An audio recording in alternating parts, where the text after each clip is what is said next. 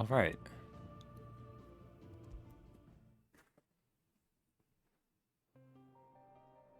All right, let's see. What am I doing? Man, for a second, I'm like, the color's not loading, but it's just because of how the lighting works here. Oh, man. Before I begin in earnest... Oh, let's actually just start with talking with Harpocrates. Lawsman Harpocrates, I received your note. Ah, yes. I expect you're wondering what this is all about. Not that Spoke much. of making amends with Dion, but I can't imagine what for. Then I should begin by telling you that I was once his tutor. This was some years ago, of course, before I joined Sid in his hideaway. The deep Harpocrates lore. I was counted among the foremost scholars of Oriflamme, and was accordingly invited to the palace to supervise the young prince's education. I bet that was adorable. That the future emperor had a firm grounding in, well, everything an emperor should. History, religion, commerce, government. Alas, our time together was cut short when Dion left to join the Dragoons. His studies no longer being deemed necessary. I had not expected to meet with him again, least of all here. How? Have you spoken with him? No, I have yet to find the right moment. His Highness always seems so preoccupied, especially when alone. I would not wish to disturb his ruminations with idle words of greeting. Not Oh, when I know Harpocrates. he dwells upon the evil Ultima had him commit in the Dominion. The guilt weighs heavily on him, I know. But as you say, that was Ultima's doing. Surely you can't blame yourself. When I first met him, it was not guilt, but his people's expectations that weighed heavily upon him.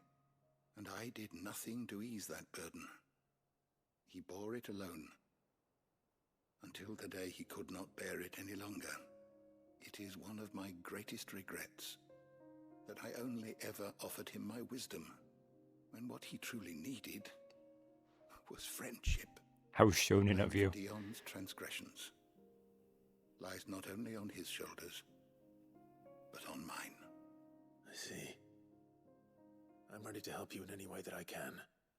Then I beg that you bring me a wild wyvern tail.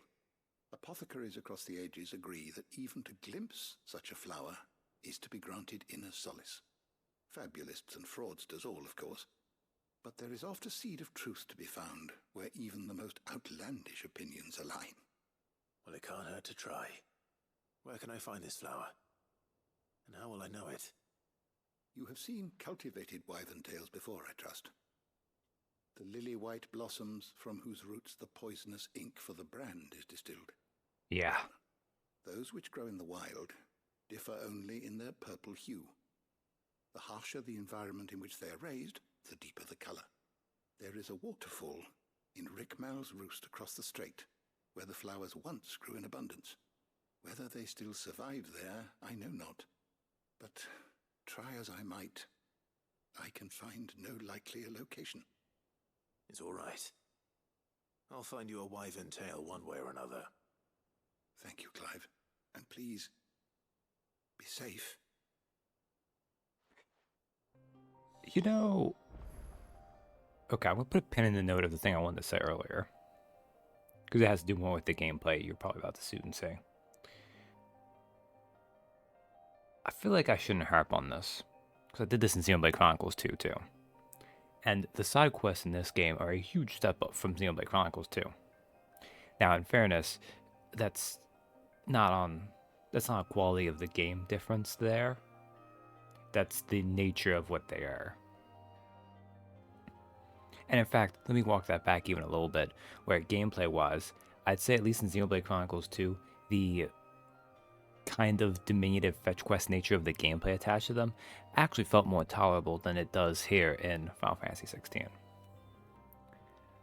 But in terms of like actual character impact, they've done more here. Which is not surprising, considering Xenoblade Chronicles 2, it's all in the story, or it's all Blade quests, which are kind of their own thing. Was I gonna do... Do I want to pick up the other quest while I'm at it? I guess I can pick up the other quest while I'm at it. My point being here, though, unlike in Xenoblade Chronicles 2, where it almost expects you to actively be using the fact you're teleporting around like a bozo. Also, what the hell is on the Already Stone? Did I get a new... These are all the same. Did I get a new weapon? I wouldn't have.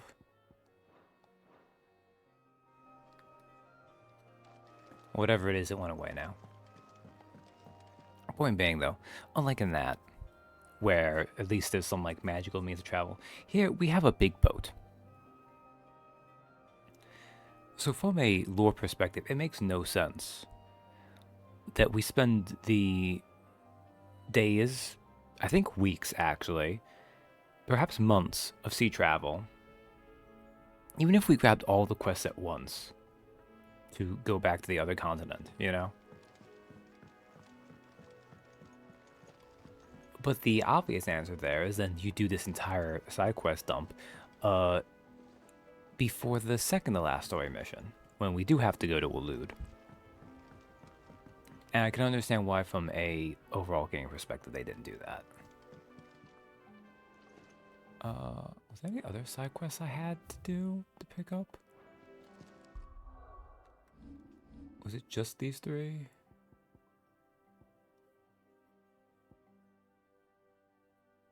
Oh, right, and Byron's. Okay.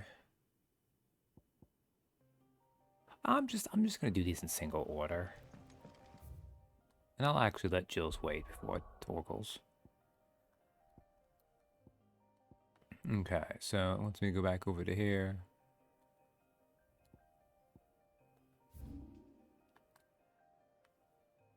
The Angry Gap. I think Isla's a little bit closer to it, looks like. Like, it's not ruining my gameplay for it to be like that. It's just it's a weird story beat. Oh man, okay. So here we go. So the other thing I was going to talk about, and the reason why I immediately did that, is because this is from 2 weeks, so it's been 2 weeks since I last played. I haven't touched the game since then. In the meantime, I have on my own been playing a little bit of Lies of P. Logged in like, oh wow, I missed this chest earlier.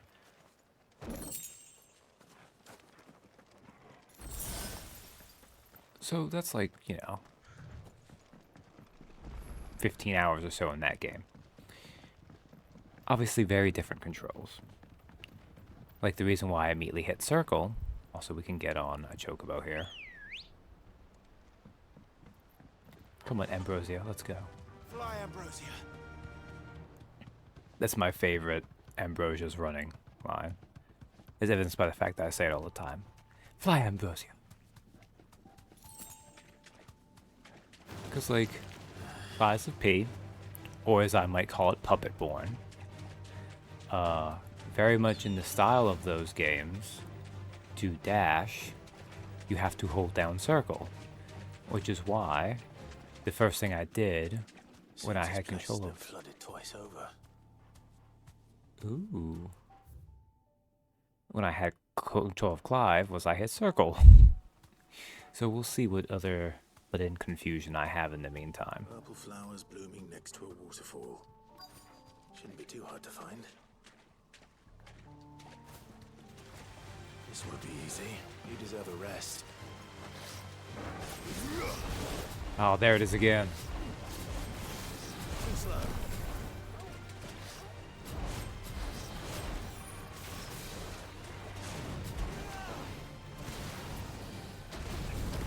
Might as well should make this work for me against it. Oh.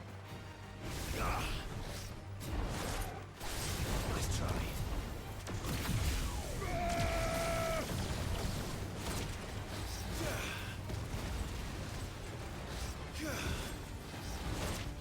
Oh man.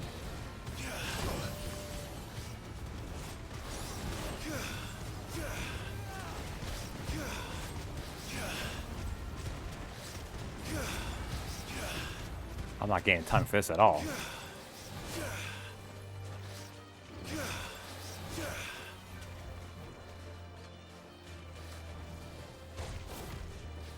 What is... Oh, there we go.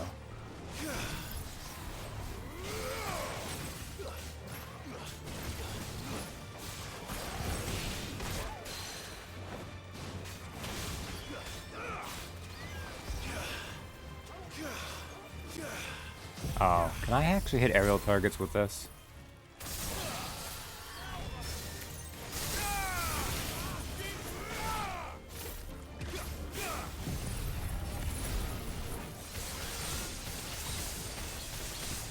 Oh no, if not, I can hit with them Tetsukin, so.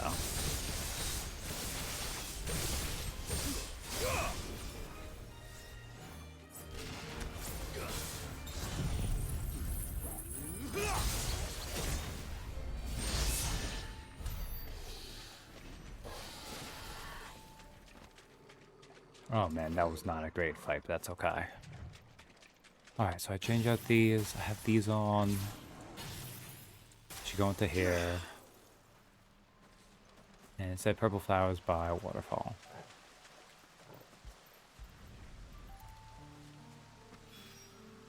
Here they are. Might as well pick enough for a bunch, I suppose. Oh, look at you. We gotta get Sexy Paladin Boy a bunch of flowers. Hopefully he doesn't get the wrong idea, although I should hope like he sent Terrence away, but we know he's accounted for, and... Oh wait, no. Oh no, I guess Cloud did when he was grabbing it. Okay.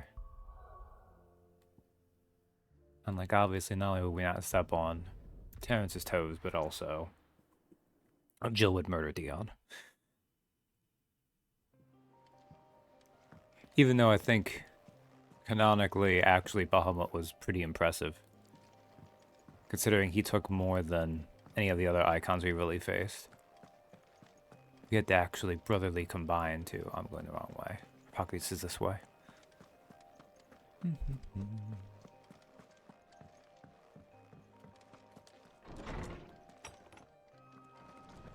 Like, I would say that was just the difference between him flying and not, but we learned that Bernie, as Odin, could fly because Sleipnir would just run on the air like a cheating horse, so.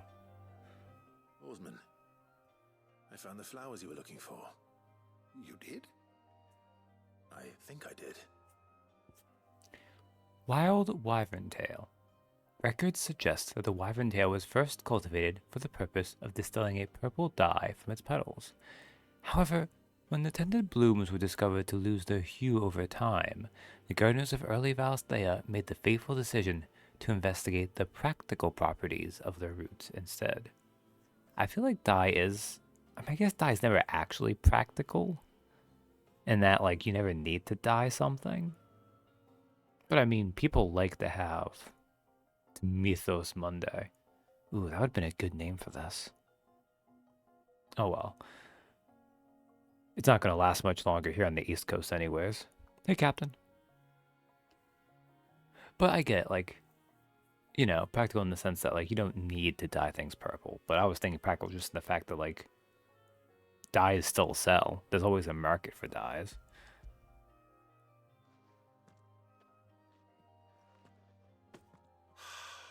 It's a video game, you always need to dye your clothes.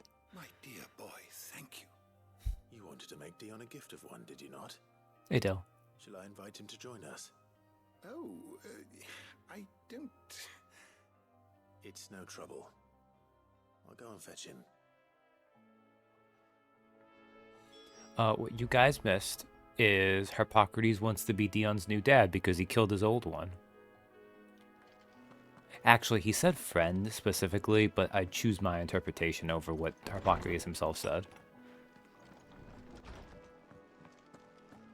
It's okay, he was Dion's teacher as a lad.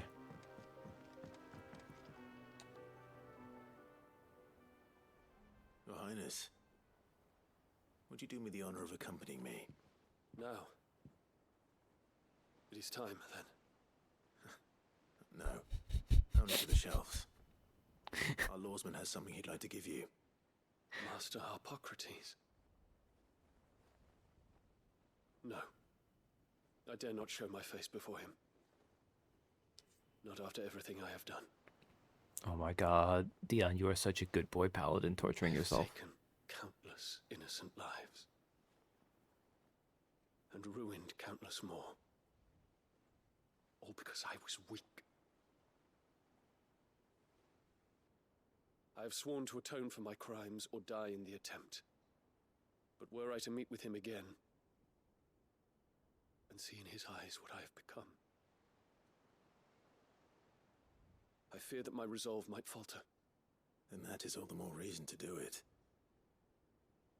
Test your resolve.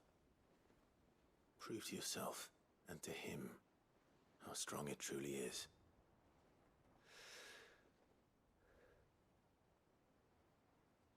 You are right. I must, at the very least, offer him my gratitude. Very well, then. Take me to him. Follow me. I mean, Clive would know. It wasn't as severe as what Dion did by any means, but it was kind of similar to Clive's first awakening as a Ifrit. We have some innocent blood on our hands from back then.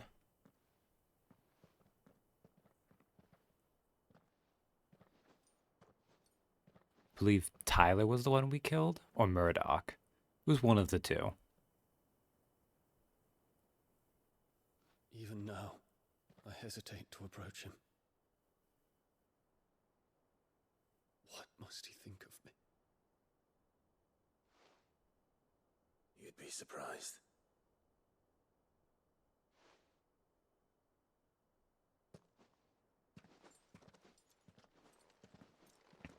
Go.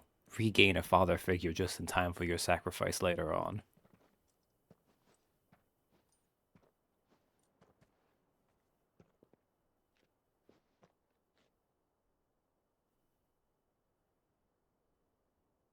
Master Harpocrates, pray, accept my apologies for leaving your tutelage before my studies were complete.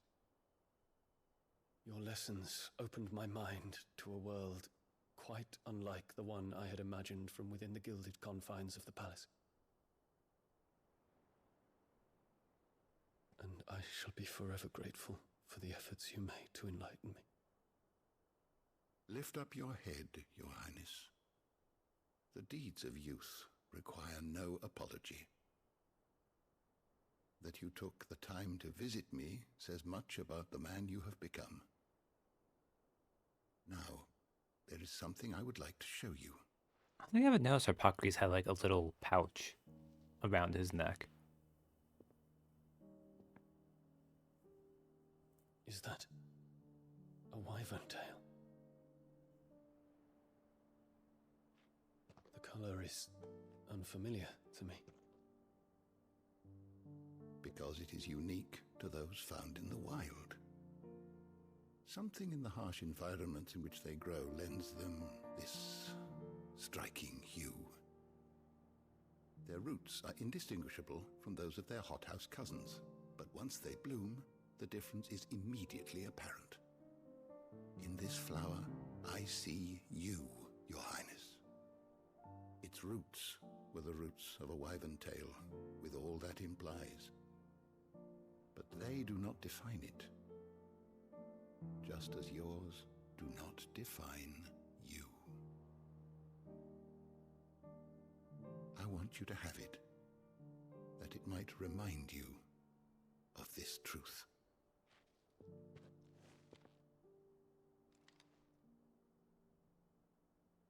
Master Harpocrates, I would ask of you a service. Keep your gift until I have fulfilled my duty to the realm, for only then shall I be deserving of it.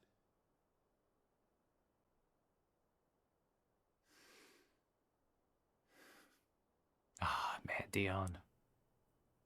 Take the goddamn flower. As you wish, Your Highness. I shall await your return.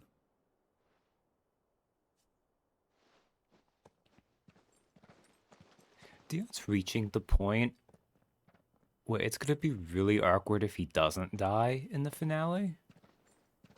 Our route Words do not define us. No wonder my stepmother didn't like him. God fucking damn it, Mom. For reuniting me with memories I had thought long lost. I'm glad the final array of side quests made sure to remind us one more time that our mom really sucked. That was nice.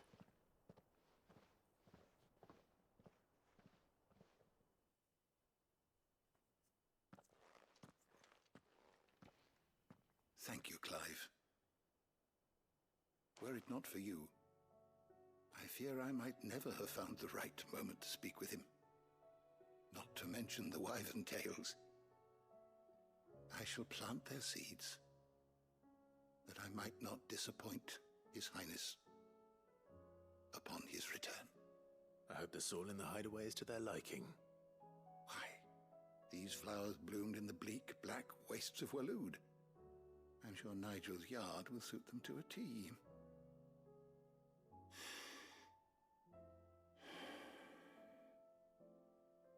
When it comes to expressing one's gratitude, I find that words are seldom sufficient. Here. We go down to the garden and that one gardener. Oh, never mind, I'll let Clive finish. A stoler's quill. Or more precisely, my stoler's quill. 'Tis said that an owl's feathers are steeped in the wishes it hears over its long lifetime. All those words just waiting to pour out onto the page. So consider this my wish for you. That one day you may put down your sword and pick up that pen. Well, when that day comes, I'll certainly have a lot to write about. Thank you, Harpocrates. It shall have pride of place in my chamber. Quest complete. So I was gonna say, is that asshole down there in the garden who keeps talking about the apple tree he's named Myrtle is gonna see. Oh, we got. No, okay. That's a Gigaflare cooldown down. Okay. He's gonna see Harpocrates plant those wyvern tails, and he's gonna be like, oh, there's Dion 1 and Dion 2 and Dion. It's like, dude, no. He's not dead yet. And you need to have a different naming convention for your plans. Stolas Quill. Lawsman Harpocrates' best-loved writing implement, whose nib has scribed many a learned tome. And then the line he just said. Dion, D2, D1, D2, D3. Also, it took me a second, Dill, because the fourth Skyward book from Brandon Sanderson, his YA Starfighter series, is coming out next month. And one of the alien races that makes up the majority in the alien society there is spelled the same way you spelled D1. So I don't even know if that's pronounced Dion, like a Dion. That's always how I do that, but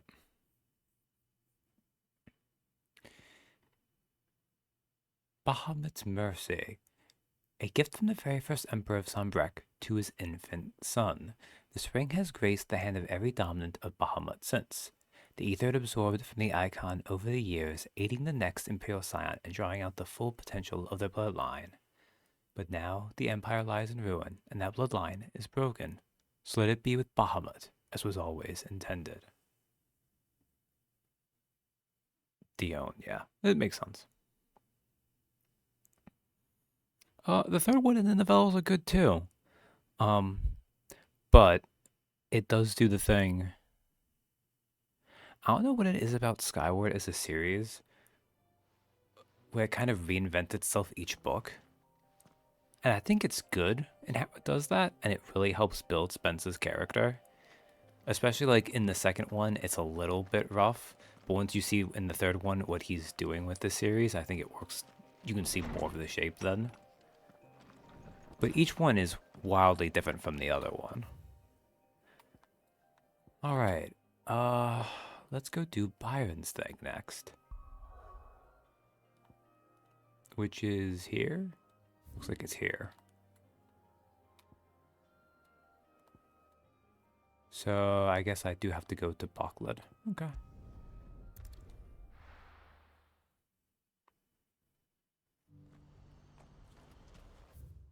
But yeah, so when I was reading that, that's why it took my brain a second to realize, no, like, no, this is the good joke Dilla's doing. You see that too?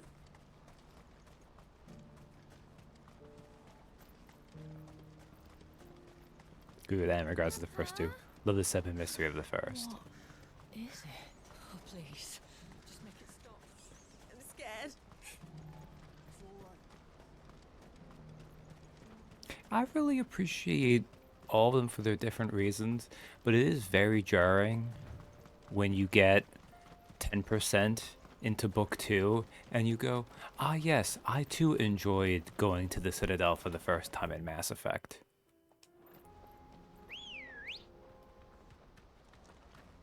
Let's go. Run like the wind.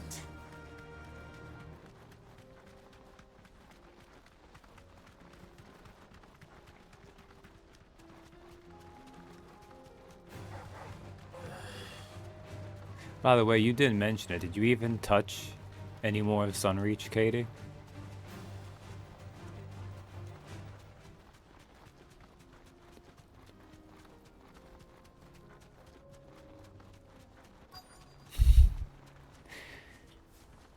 Can't be Rutherford, can it?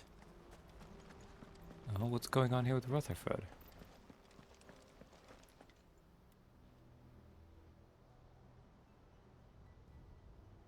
Turncoats and cowards, the lot of you! If it's a fight you want, it's a fight you shall have! Havel is mad. Allow me. I don't need your... Please, Field Marshal. Oblige him. This won't take long. Grumpy old men side quest, engage. You're right. It won't. Oh, this is adorable. Finish him. Oh. Oh, you know what? I'm not even gonna...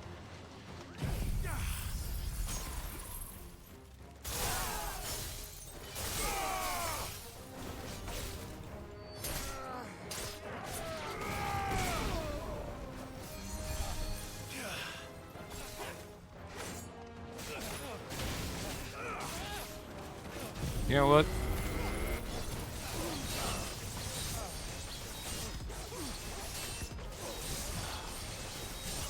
This is the power of Odin and darkness.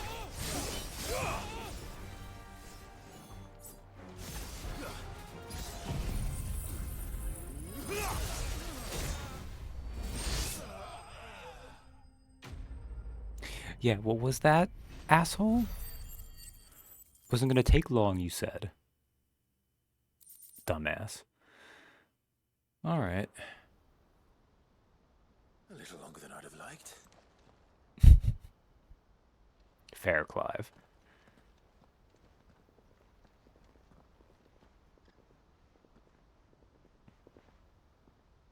Field Marshal Havel, I presume. Are either of you injured? No, my lord. You arrived just as our escort turned on us. Fucking traitors. I'd heard reports of soldiers in the outlying regions abandoning the oaths they swore. But I hadn't thought the corruption had reached so close to the heart of the Republic. It's a fucking disgrace. Your interfering old bastard of an uncle tried to warn me, of course. Too old to care about a civil tongue, I guess. My lord Marquis. Or is Sid the Outlaw more to your liking? Call me what you want. Doesn't change who I am. Or the urgency of the message I bring. My uncle has a plan to right the realm, and he needs your help to see it through. The Grumpy Old Men Alliance. Before I agree to anything, Not that Byron's grumpy, really. I'd have you answer one question. What do you stand to gain from all this? I won't deny that I might benefit from further chaos. I seek a new beginning for all of us. And while the choices I've made may not always have been the right ones, I know I made them for the right reasons. For so long, so many of us have been told how we could live, how we could die, when it should have been our decision all along. Now we have a chance to put things right. But in order to take it, we must stand together, even if it be beside those with whom we don't see eye to eye.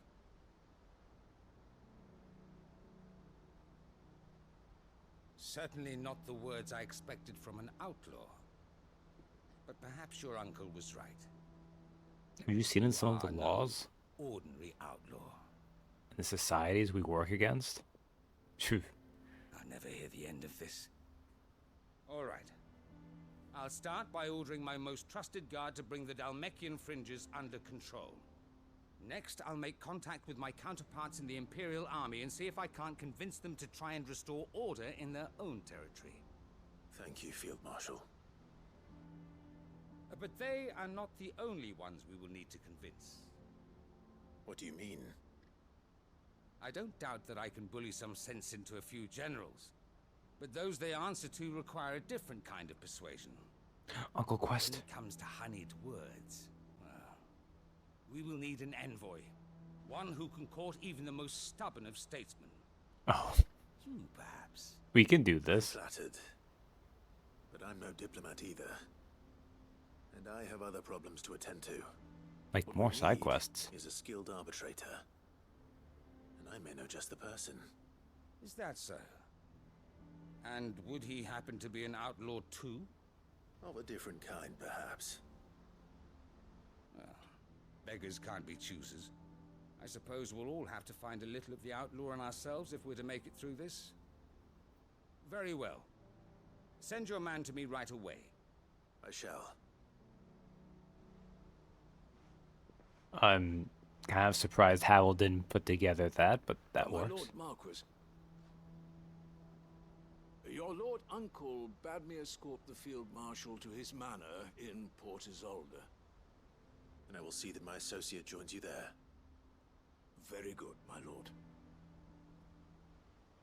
But again, I guess he has kind of been busy being a field marshal. An envoy. I'm not sure I'm the man to talk anyone round. I can barely convince my brother to take his medicine. No. This is a job for someone with experience. Someone like Quentin. I hope I can convince him at least. Oh, but Quentin's gonna have to drop so many responsibilities. Yeah, but Joshua's stubborn like that. Yeah, he kind of is. Poor Jody.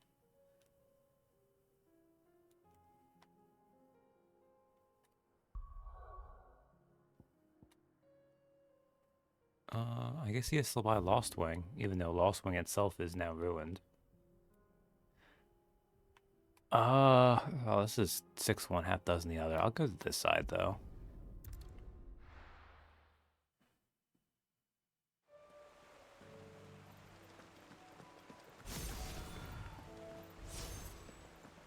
See? Again. That puppet born getting to me. I'm like, okay, I want to start running. What do I do? Oh, I hold circle down. Oh, man.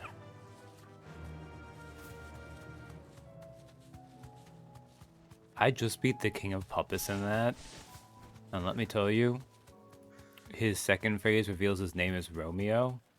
And I have never had my ass more thoroughly kicked by someone named Romeo. Like, now I understand how Jolene felt for the beginning of Stone Ocean.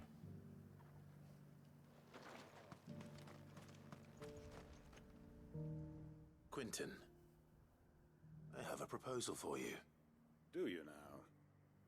He was pretty cool, Something though. tells me you'll be asking more of me than a cask of Gotand gold. Go on, then.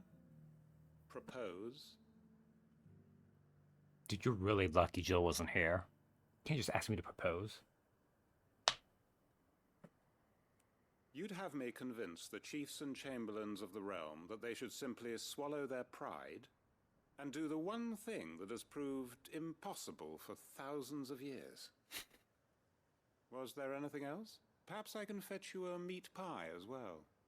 I know it's a lot to ask, but I can think of none better suited to the role. And you'd have me give up what little I have left to do it. I told you, Clive. The people of Lostwing are my family, and I cannot abandon them. Yeah, that was I'll very have to fair, find someone Quentin. else. I'm sorry to hear that. So am I. And why might that be? What he's asking. How's it any different to what you've done so far? They want you to speak for those who can't speak for themselves. That's what you do best. If it's the vineyard you're worried about, we'll see that the grapes are picked and the tons filled. You know we will. It's not that. Then what is it? You said yourself we're family. Don't you trust us? You know that's not what I'm... Then what are you saying? That only we are worth saving? Why turn your back on everyone else? You convinced us we could build new lives for ourselves, and if you can do that, who's to say you couldn't convince the entire realm? A stirring argument. I fear that any rejoinder I make might fall somewhat flat by comparison. So you'll join us? Where do you need me? Field Marshal Havel will want to speak with you in person. He's currently in Port Isolde. Good I job, can arrange random for a party NPC. of Cursebreakers to accompany you there. That would be very much appreciated. I hear the roads are far from safe these days. Hopefully not for long. Also, My I uncle know it would wants have to been that his plan jarring, is taking shape. but it would have been really funny if they didn't bother changing out Quentin's character model, so he was still the bloodied one. I definitely like the outfit you get from beating Romeo. And yeah, I was able to make out like half the lines for that. It also works as badass fight banner too. Any statesmen we speak with are liable to resist our entreaties if they feel that what little power remains to them is at stake. Well, in the They first must phase be of that dealt fight. with skillfully. I shall not repeat the errors of my past. I choose to accept that as Quentin saying that he'll stab people if they need it early, as opposed to letting them kill anyone first. Reckon Master Quentin could argue an egg back up a hen's quim if he set his mind to it. Lewd. Okay. I would like to point out, I called him a random NPC. I know he was in the earlier cutscene for Quentin, but he doesn't have a name. So I was more correct than I thought I was. Quentin's gonna build us new Lostwing, and I'm gonna help. Oh yes, little We may child. be bruised, we may be battered, but we won't stop fighting. Master Quentin needs us now more. I made sure our fallen comrades were laid to rest. And they can rest easy, knowing that their sacrifice wasn't in vain. That justice was done. As for us survivors, well, we've just got to keep at it. Keep the family together. For their sakes. You wish I'd get one, but he's one of those two pairs you fit in the first pair of Lost Wing. Oh man. I'm sure I remember what you're talking about, but I really... No. Does that mean this one's the lady he was with? No. Was it... I'm not sure if any of you look right. Is it you? No. Oh well, doesn't matter. Let's give Troll some attention. There we go. That was better. Alright, time to talk to our uncle. He's back here.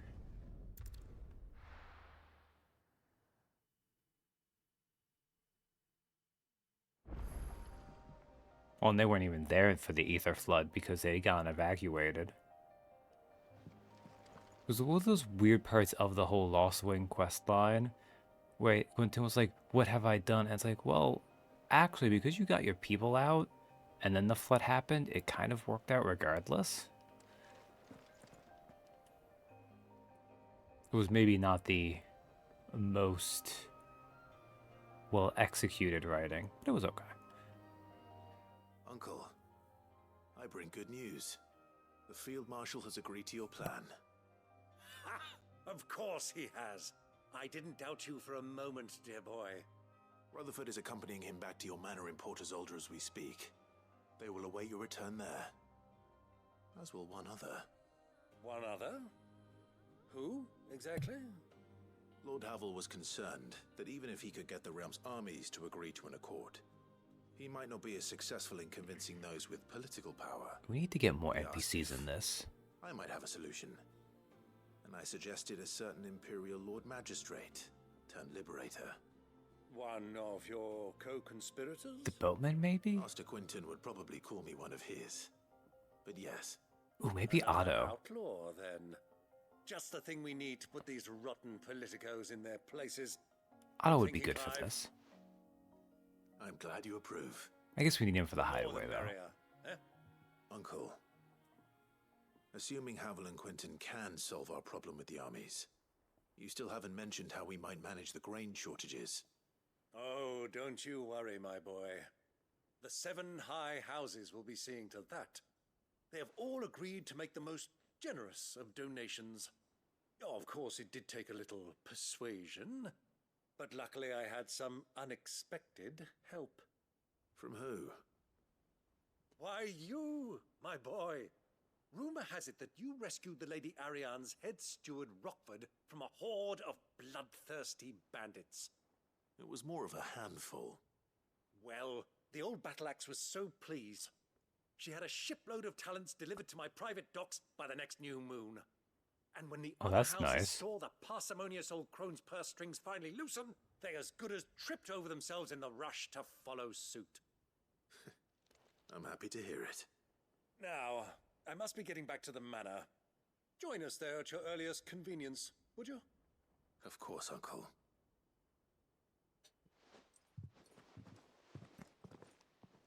Man, at least we're going to be ready for this final fight because Clive is doing hella cardio doing all these side quests.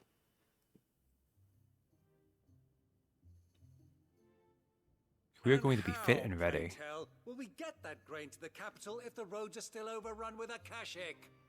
You'll find another bloody road. I only have so many men, and I'm not about to send them headlong into an ether flood. That is, unless you'd have them turn as well. Well, I'd certainly eat less. Says the man with a belly bigger than a band of curls. My soldiers actually need their rations. Without any food to keep them going, They're they'll good be friends. dead even before you've sent them on your fool's errand. If I may, gentlemen, perhaps I might suggest an alternative approach. Though supply routes are indeed disrupted, there is no shortage of ships. Indeed, they bob away in every bay from here to Randalar, awaiting a safe haven. Allow them to make port and fill their bellies full of grain. And once those who crowd the cities are fed, ferry the displaced back to the countryside to work the fallow fields. Ah, but I'm sure that you wish to continue your discussion. Forgive the interruption. 2 such firm friends as yourselves need no help from the likes of me. It's nice to have you Rutherford back, spoke Quentin. fondly of the great bond between you. Us? Friends? I can't stand the man. Clive, I'm beginning to question the quality of the company you keep. And what kind of company were you expecting him to keep? The man's a criminal. Criminal? How dare you? You are not fit to breathe the same air as this fine, upstanding young I gentleman. love you so much, Uncle. Upstanding. He calls himself Sid the Bloody Outlaw. Once more onto the breach.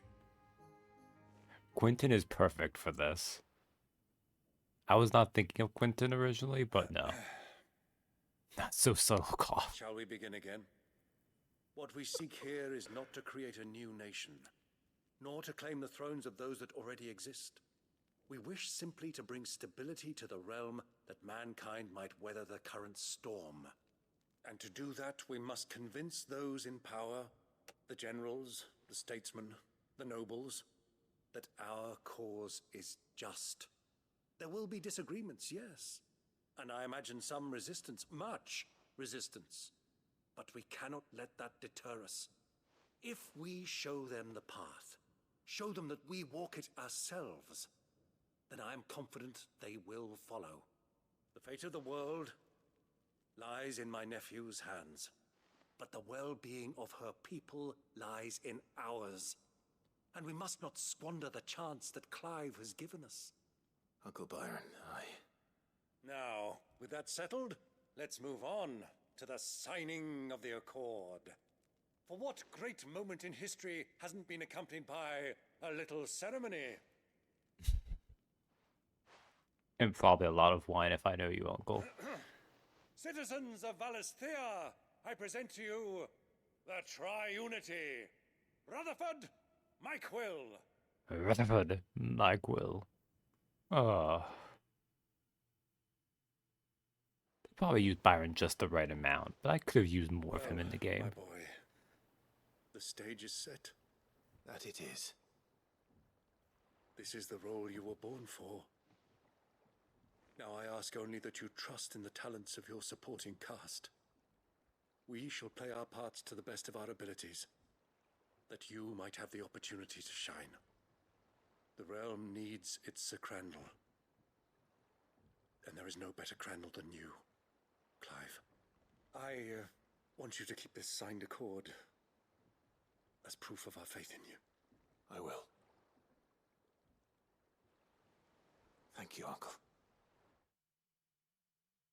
Like, part of Clive's charming dorkiness is the fact that he just casually accepts the fact that that is his connection to his uncle, is that play they did when he was a kid. And, like, I 100% believe in being okay with that. The Tri-Unity Accord, signed by representatives from Rosaria, Dhalmekia, and Sunbreck, this mutual accord sets the stage for a new age in Storm, if not officially, then at least in spirit. And then we get Heaven's Cloud cooldown, 2.5 seconds, reduction 1.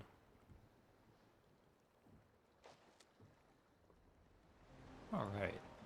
Man, Obelisk, why don't you have a quest line? Sorry, can't take you where you need to get to, but the Argo and me will be waiting when you get back. It's like, oh, Clive, I need special wood from the strongest marble to make my rowboat able to reach the Grand Line. I don't know. I mean, I know why he doesn't have a freaking quest line. It's because of that, but still. Alright. These are the only 2 quests open right now, right?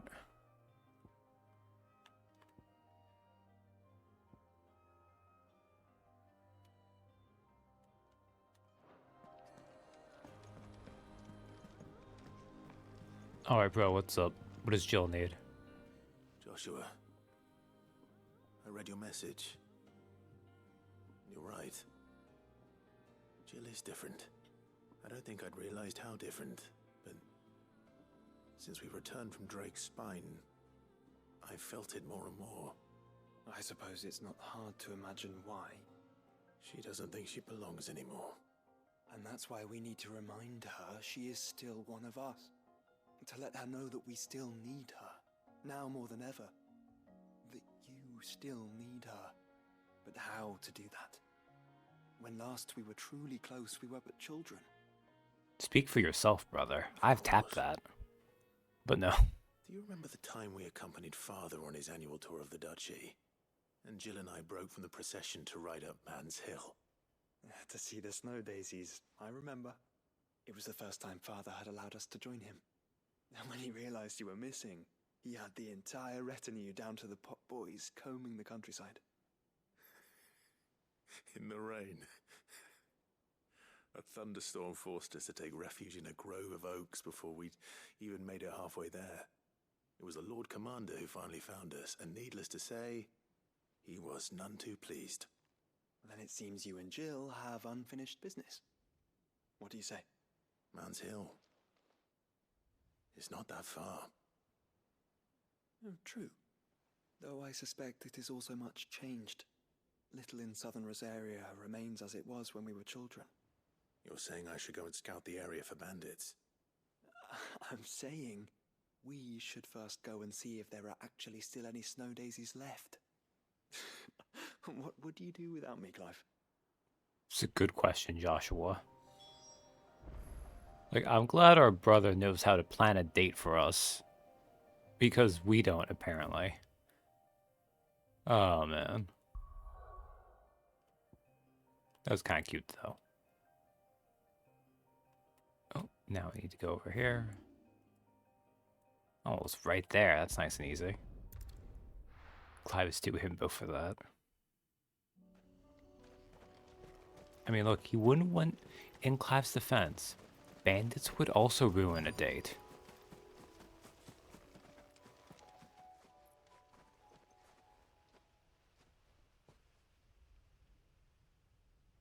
This is the place, but... I'm sorry, Clive. Yeah, they're kind of dead, Jim, aren't they? There's nowhere been spared. What do we do now?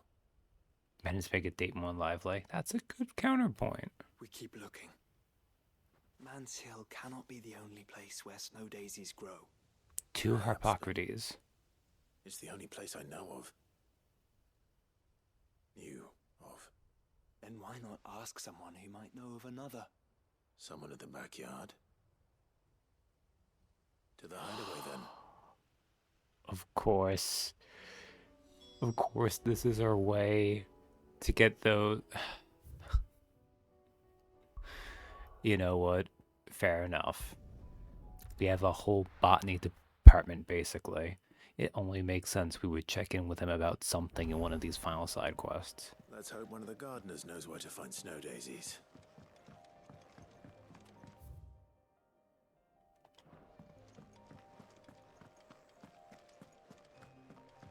I feel like it would make more sense at good Harpocrates, but yeah, it's fine.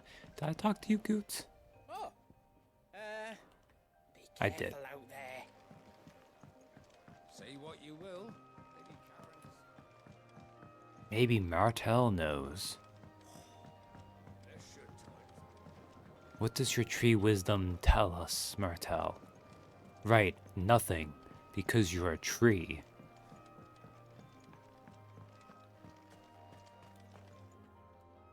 Oh, what brings you down from the heavens, Sid? I need your advice. Joshua and I are looking for a place where snow daisies grow. Preferably in abundance. Snow daisies. Then you'll want somewhere not too hot and not too cold.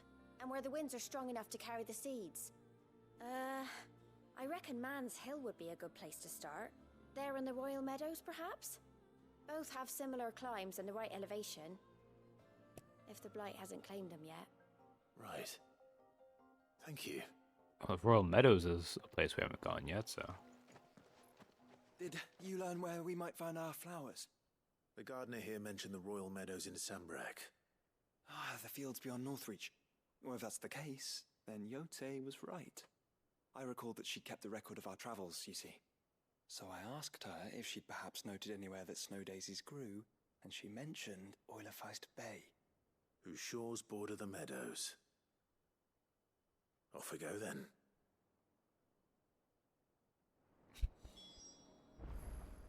There's something a little bit, I don't know, weird, funny,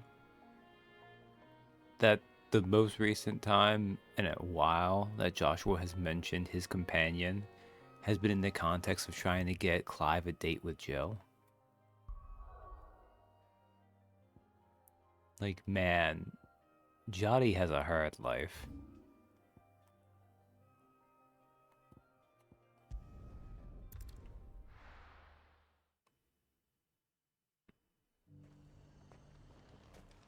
And now might I help the garrison today?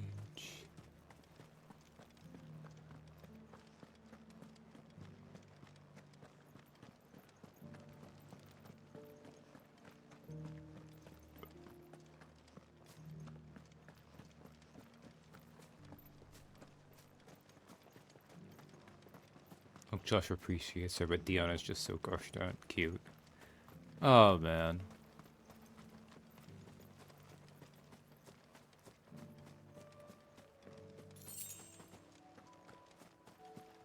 It's very weird because half the time I feel like that is why Dion already has a boyfriend, is specifically so you're not inclined to do that. Yeah, I feel like it doesn't help.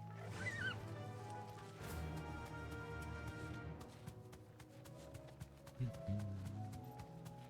meadows are vast. Where do we even start? Yote mentioned the coastline. We can start there. Let's go, Ambrosia. Time to fight. Oh, they just spawned in. It's neat.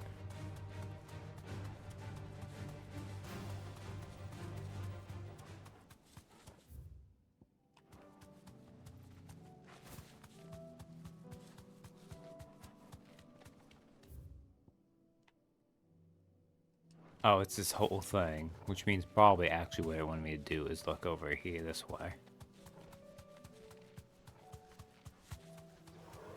Don't get surrounded. Wait, if Dion had immediately says BF and Dop daughter away and let them come to the hideaway. Look, brother. Do you see them? I do. The flowers and our friends.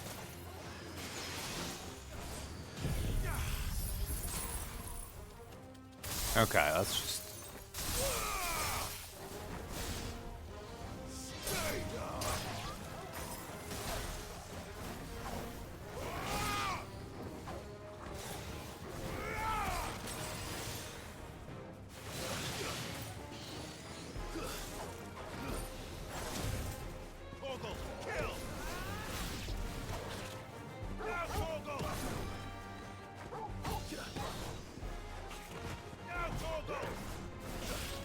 Yeah, Torgal. Ah, oh, satisfying.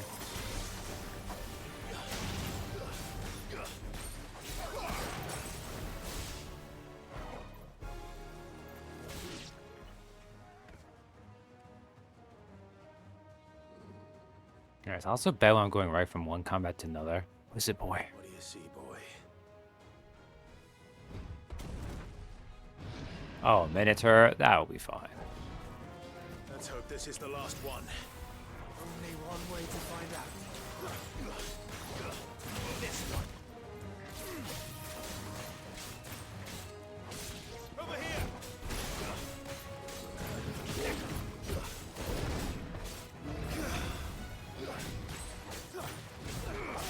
This one.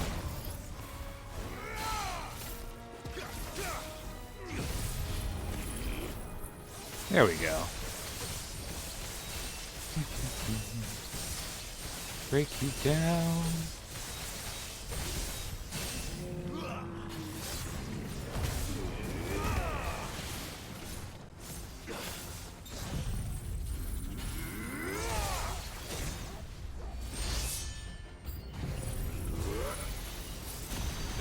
Oh, really?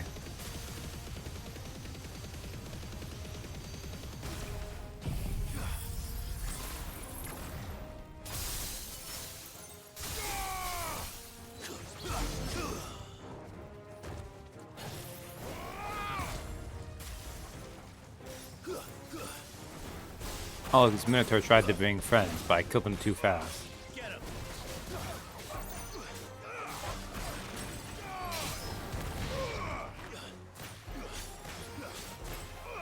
This one.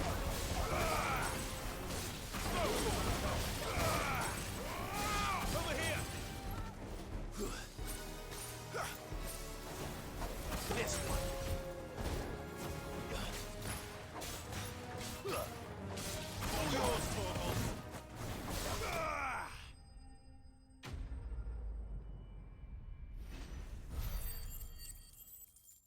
I guess that Minotaur was trying to guard the snow daisies, though, which I appreciate. Still murdered him, but, you know. That was harder than I expected.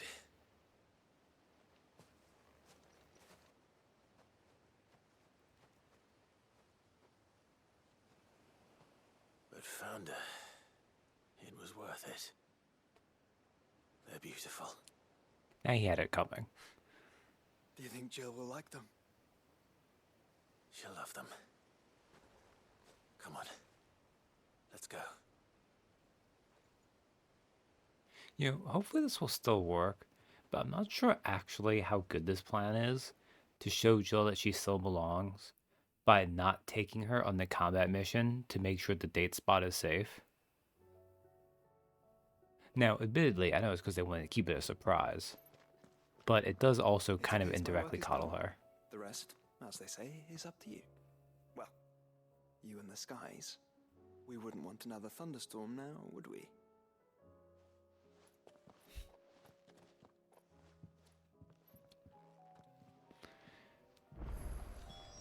Time to go on a date. What's going on, Jill? Do-do-do.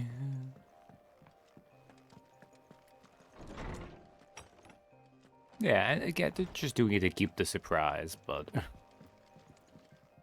kind of like a bridge moment, a fridge moment. There's something I'd like to show you.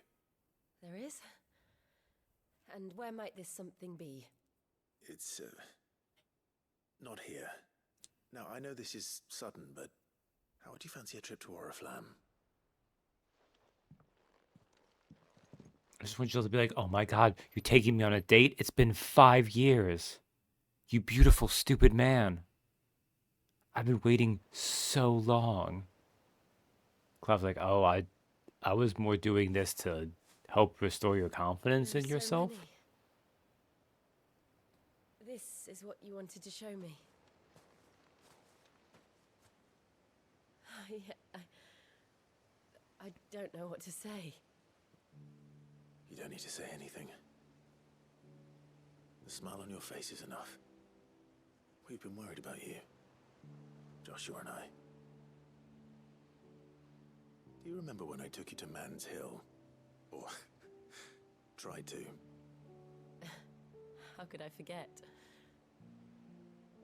You saw me crying and thought a change of scenery might lift my spirits.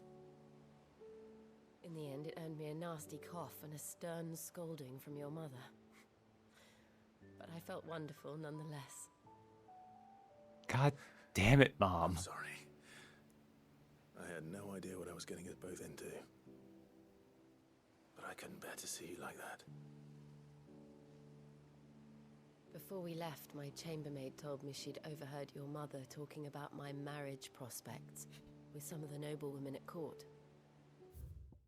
No, I need to, like, our mom was such a shitty character that even here, with her dead, the apocalypse looming against Ultima,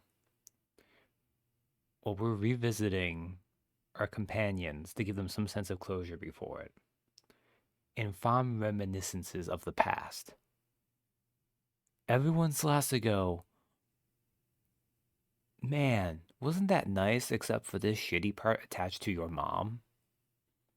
Like, They were come on. debating whether it would be more profitable to marry me off to one of the high houses instead of saving me for the ducal line. No one God. thought to ask me what I wanted. I was nothing to them. A pawn at best. I felt so trapped. So lonely. I didn't know. But I wasn't alone. You were there. Your hand in mine as we ran for those oaks. And I knew then, no matter what happened, I would be all right. I'll never forget that feeling. I will admit, that moment right there makes me wish I could go back and pick the Tarja timeline.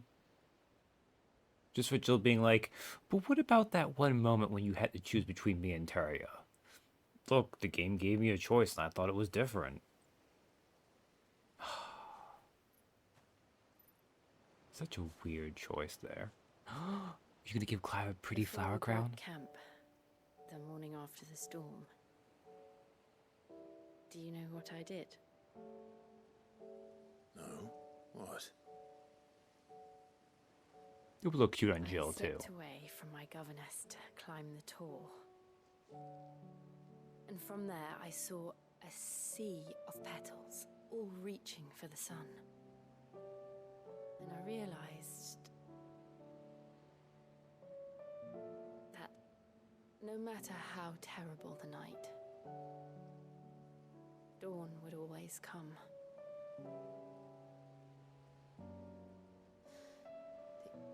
That you would always come for me. And you have. Again and again.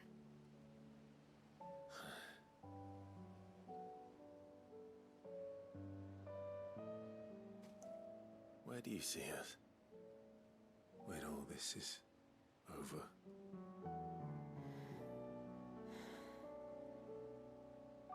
I don't know.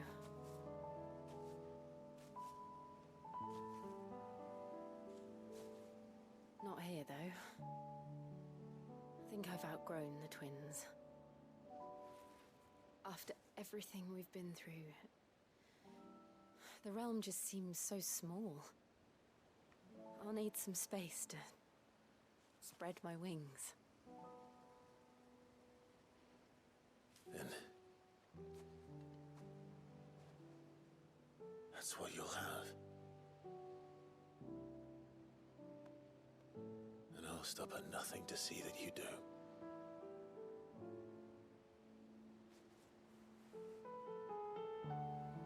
Oh, that's nice, though. Yeah, it's always so weird to me when they talk about the fact that there's more continents on this world than these two. I never was much good at garlands, but it'll have to do. I'll treasure it forever. Thank you, Clive.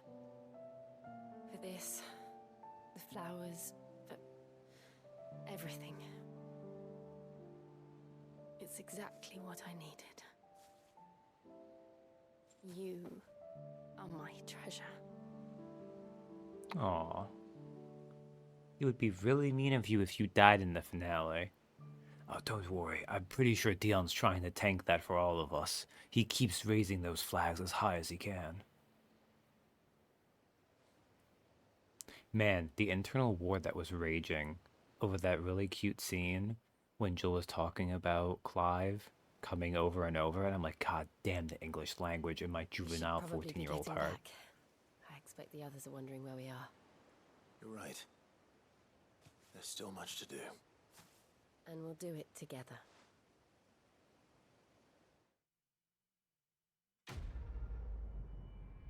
This shouldn't say quest complete, it should say date complete. Date complete. Snow Daisy Garland. A fragrant diadem, handwoven by Jill from flowers picked on the shores of Orlefist Bay. And then what Jill said. Then Shiva's kiss. Song of winter, autumn gone, from frosted lips, oblivion. Northern nursery rhyme.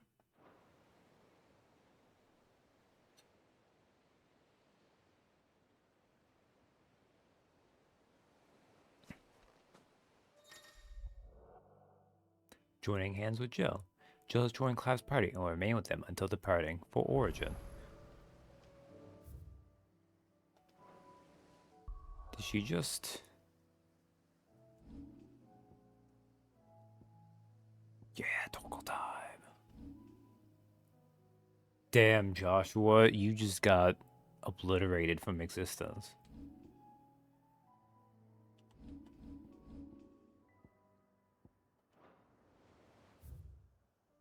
All right.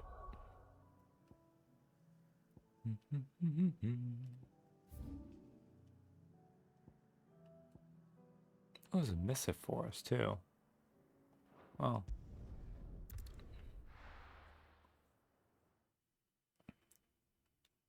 We'll learn about Torgal's secret second origin. He's not only a frost wolf, a hound of Shiva, but also something else. I mean, Torgal's very special in general. Oh, not that way. This way. First the skies.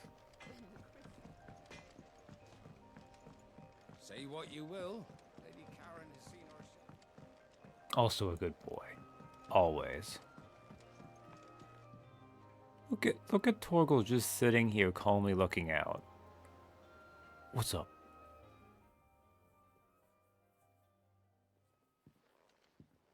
Pining for something, boy.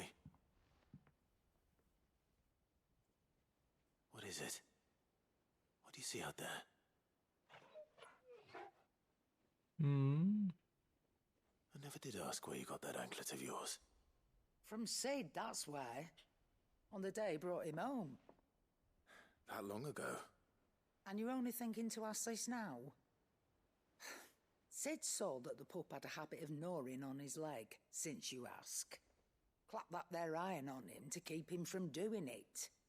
What was wrong, boy? I'll take like as not. Must have been hard on the poor whelp losing his loving masters at such a young age. Doubly hard in being a frost wolf, torn away from his icons and all.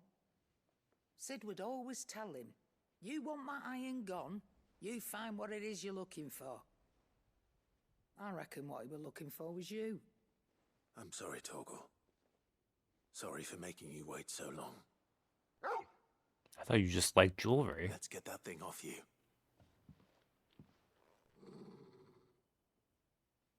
Oh, I think now he might like the jewelry. Doesn't sound like he wants it off. Indeed. You miss Sid as much as the rest of us, don't you? Aww. You want me to go with you somewhere? Time to go on a Torgal adventure. Quick, aren't you? Glad you've been paying attention. Not nearly as much as you have, Lady Karen. Aye, good thing and all. It's not like Gav would have kept him in nuts and rubbed his belly these past 10 summers. Your kindness is appreciated. You've been a good friend to him. Only because he doesn't talk back like the rest of you. Go on now. Oh, Karen. You always gotta have a sassy old lady. Where to then, Torgal?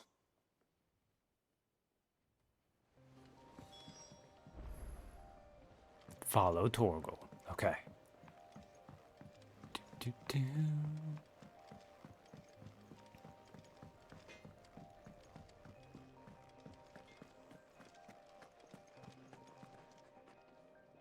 All right, Torgal.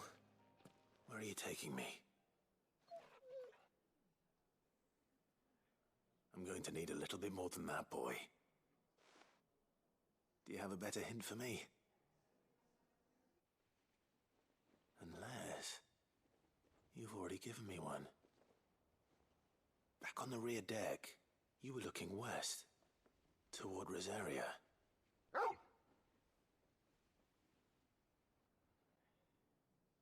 Yeah, Torgal, you're smart.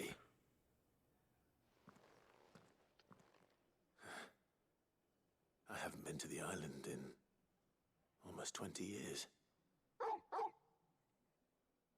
To Port Isolde, then. Fingers crossed the old mooring is still there.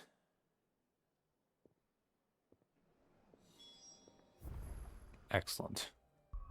I appreciate them not making me have to follow Torgal all the way there. Alright.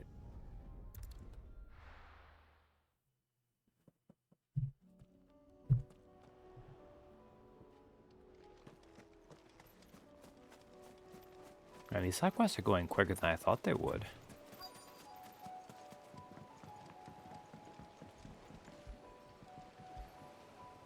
Board rowboat. Okay, Torgal, you gotta help me with the rowing. Nah, it's okay. It's still here. After all these years. A lot smaller than I remember. And you're a lot bigger. You might have to swim, boy. Torgal's not taking any of Clive's sass. I wasn't being serious. You two go on without us. We'll be waiting here. Thank you. We won't be long. All right. Hop in, boy. even Jill and Joshua both respect the fact that Torgal is dominant over them. Despite them actually being dominant and, you know, him just being... You know what I mean.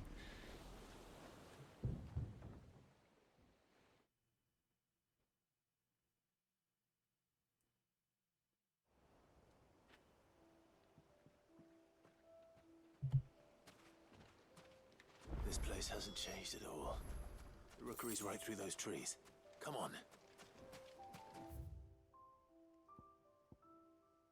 On's doing the music too. Race you there? I bet I could still beat you. Oh, that ain't gonna happen.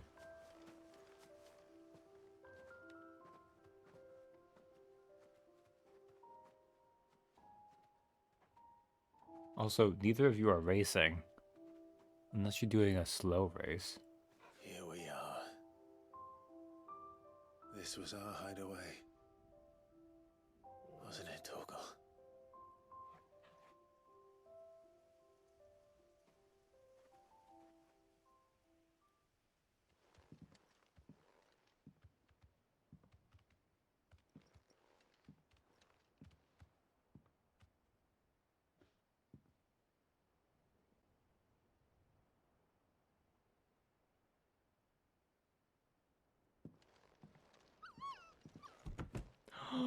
The return of Puppy Torgal. Coming here helped me to forget who I was. Or wasn't. Prince, shield. Son his mother did love. Fucking her mother every Could I been time. any one of those things. Perhaps. Aww. What is it, boy?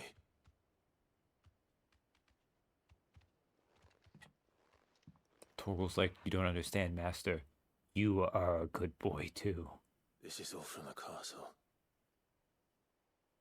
In Phoenix Gate. Did you bring these here?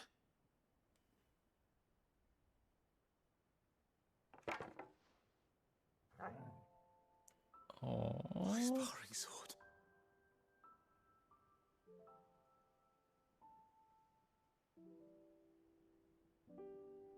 Well. You never stopped looking for me, did you, boy?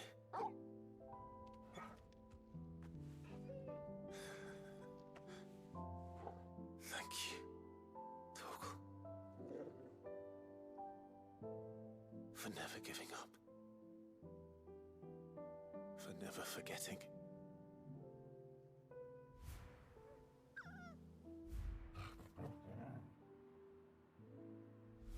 Doggo memories.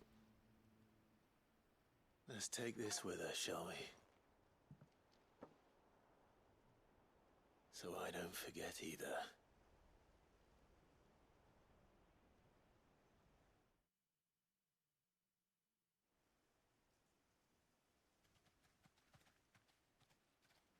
Man, that's some dedication. Torgal digging through rubble, finding all those things. That's not the way back to the boat, Torgal. All right. I'm coming. Yeah, Torgal Adventure's not I over know where yet. we're going.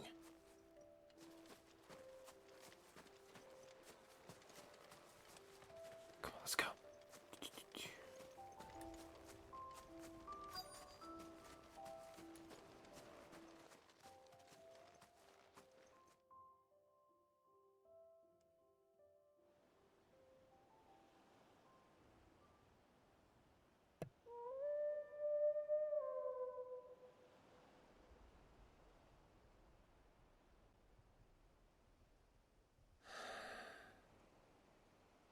People always talk about the importance of putting the past behind you. But without it, we wouldn't be who we are today. And we certainly couldn't steer our way to a better tomorrow. Come on, Torgal. Let's go home.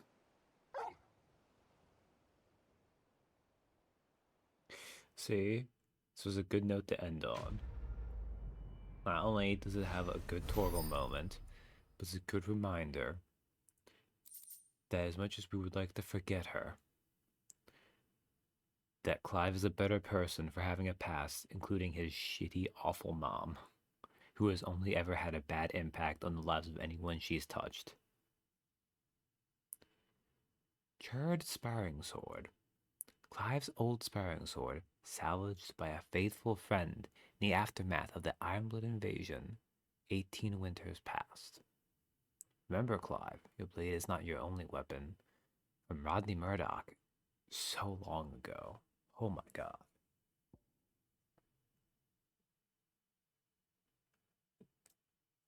And then Gavel's Hound, an accessory that would make that increases Torgal's attack potency. Even if you really like Torgal, I'm not sure why you would bother with this, but you know, it's so nice.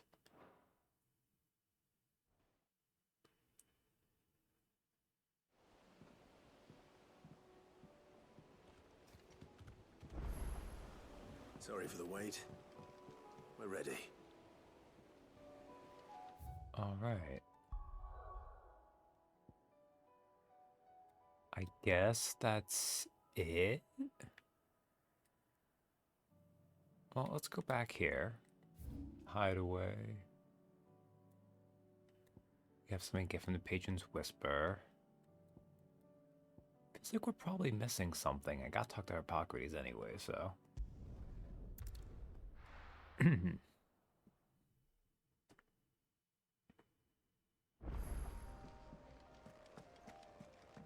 A new missive. Anything new to say, Dion? Ifrit? Your resolve didn't falter. No. Though I continue to be bewildered by fate. But I should meet with my old tutor here. At the very end of the world. I should have thought to speak to him sooner. Whoops. I thank you. With all my heart. For giving me this chance. And I thank you for taking it. Should like to look upon that flower once more. When I am worthy.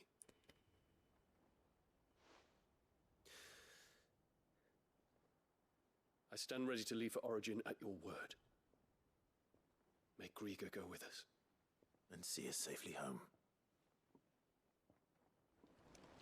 That was a nice little follow-up there. You don't have anything new to say besides that, though, right? Must we away? Oh, we can... Okay. Ask about Hippocrates. His days under the tutelage of Master Hippocrates were among the brightest and most rewarding of Dion's life. Hippocrates' knowledge is boundless, and he gladly shared it with Dion, that Dion might learn to be of use to his father in matters of state. And so that when the time came, he might be the ruler that his people not only expected, but deserved. Alas. Dion thinks he's disappointed him utterly, because he's a little bit of a goober. And yet... Hippocrates greeted him with such warmth, as if he were still the same boy who hung upon his every word. In a way, perhaps he is, and perhaps he might make Hippocrates proud of him yet. Alright. I await your word. I mean, that was still kind of cute, though. Okay. I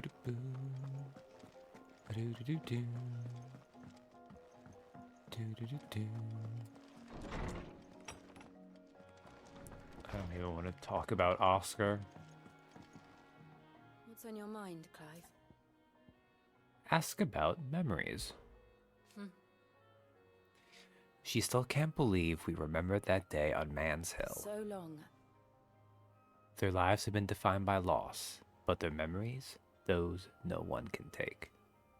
And if they truly are the only things they can hold on to, then she wants more. So when this is over... She wants them to travel the world and make new ones, and she will hoard them as a dragon does her gold. For her memories with Clive are the most precious of all. That was cute. I'm always with you, Clive.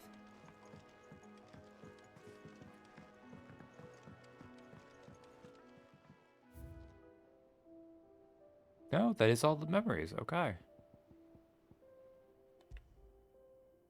Snow Daisy Garland, a fragrant diadem, handwoven by Jill from flowers picked on the shores of Olafest Bay. The garland rekindles memories of a more innocent time and speaks of a love that can never fade. The Tri-Unity Accord, signed in Port Isolde by representatives from Rosaria, Dhalmekia, and Sunbreck. This mutual accord sets the stage for a new age in Storm, if not officially, then at least in spirit. Yes, wall is complete. Stolas Quill, Lorisman Harpocrates' best-loved writing implement, whose ink has penned many a learned tome.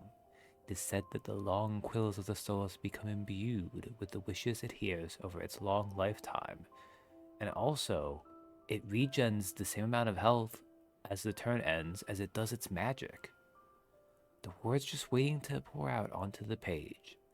So should the day come that Clive puts down his sword and picks up the pen, he shall not find his one and only insurmountable enemy in writer's block.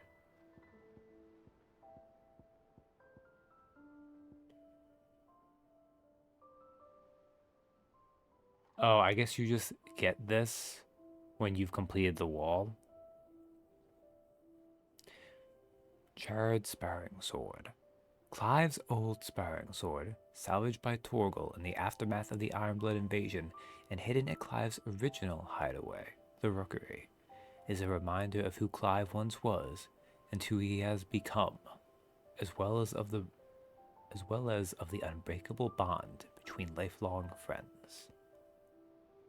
The Circle of Malleus, a faithful reproduction of an ancient mural depicting the icons and their creator Ultima, is based on both an incomplete tapestry kept by the Undying in Tabor, as well as sketches taken by Joshua at the ancient fortress in Ash, where the mural was most likely used by adherents to the now vanished Malleus faith. I don't know, while that brings it together, I'm not sure if that's actually appropriate to be here in this wall of mementos. Like, those are all really nice, and here's this dire reminder of the earth-shaking implications of our quest. Reading table. Before we depart, Dion writes us, Efreet, you have my sincerest gratitude for reuniting me with Master Harpocrates, that I might embark upon this most important of journeys, my heart free of regret. Though, in these past few moons, I've come to realize that the longer I spend in the company of you and your brother, the deeper I find myself in your debt. We must swiftly see to the menace that is Ultima, if not to save the world, to save me from the eternity of recompense. Dion. That's kind of fun. Like, he has a little bit of a sense of humor. Like, Dion's a very good take on a paladin, I feel. Like, the knight archetype with all that.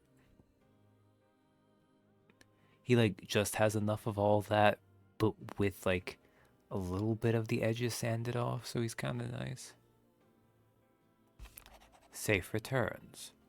Harpocrates writes us, Thank you, Clive, for ever indulging the whims of this doddering old soul. I am ashamed that for far too many years I allowed stubbornness and fear to keep me from something so simple as letting a friend know how proud I was of him. Your intervention has lifted a heavy pall from my heart. Perhaps upon your triumphant return from the skies, you might be inclined to set to page that quill I gifted you. There are many of us who would hear a first-hand account of your time with the Holy Prince, myself included. Harpocrates II. I like Harpocrates too. The Tri-Unity. Bringing together three men from differing backgrounds was not to be without some difficulty. Oh, our uncle writes us this, by the way.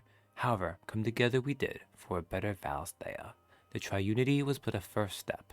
A longer, more bitter journey awaits us all, one that will almost certainly end in hardship. Yet what matters most is not the destination, but what we can learn from one another while on the road there. You have paved that road for us with your courage, Clive. Now we must have the courage to walk it. Your loving uncle, Byron. I assume you'll get to see him again soon for one last ASMR session. I mean, it's about time for that. I think we should also, like, I have to assume Oh, I guess maybe there's some lore things that will proc only after you face Ultima in the final quest. So I guess we won't get the end of that. Like, we won't hit the final level of that, but... The greatest gift. Jill writes us. It feels... You get it all before? Nice. It feels like a lifetime ago. It was a lifetime ago. That afternoon on Man's Hill was our very first adventure. But somehow I knew even then that it would not be our last. I'll never forget that day, and the simple fact that you have not either fills my heart with a joy so fierce I cannot describe it. Since the moment we first met, you have always been an important part of me, the half that makes me whole. When times are darkest, you are my light. When I am lost, you are my guiding star. You are just what I need. You are all that I need. You are the greatest gift. Jill. And then a fine hound. Karen writes us. The two of you have been together for what probably feels like a lifetime now, but there is still a lot you have to learn about that hound of yours. He'd step in front of a bloody raging behemoth if it meant protecting you. But that don't mean you should take it for granted. At the end of the day, he's a hound, and sometimes he just wants someone to pat his head and rub his belly and give him a handful of Kupo nuts. You do good to remember that, Karen.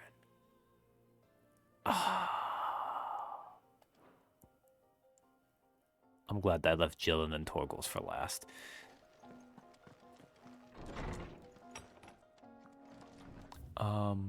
Let's head up to Patron's Whisper. Now I'll check the hunting board, although it doesn't look like it's updated since then, and I believe I did all the hunts already.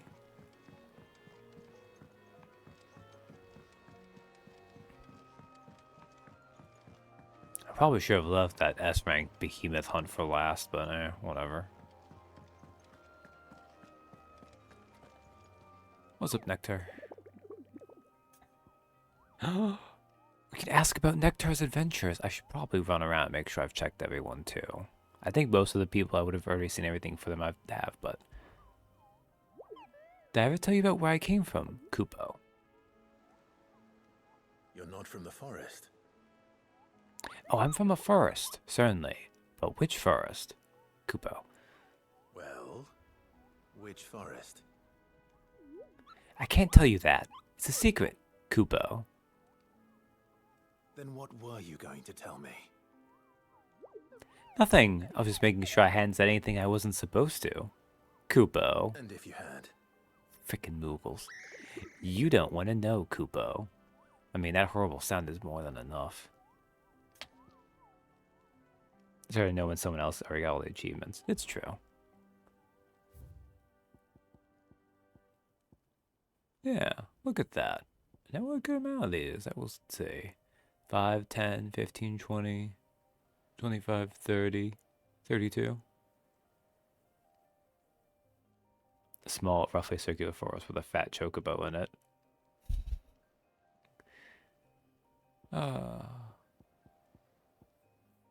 Let's see. Behemoth King was on S. Pandemonium and Gorgamera were both S's. Svarog was an S. And Atlas was an S. So there were 5 S ranks. I honestly, if I had to rank the S rank hunts, I think Atlas by far was my favorite. And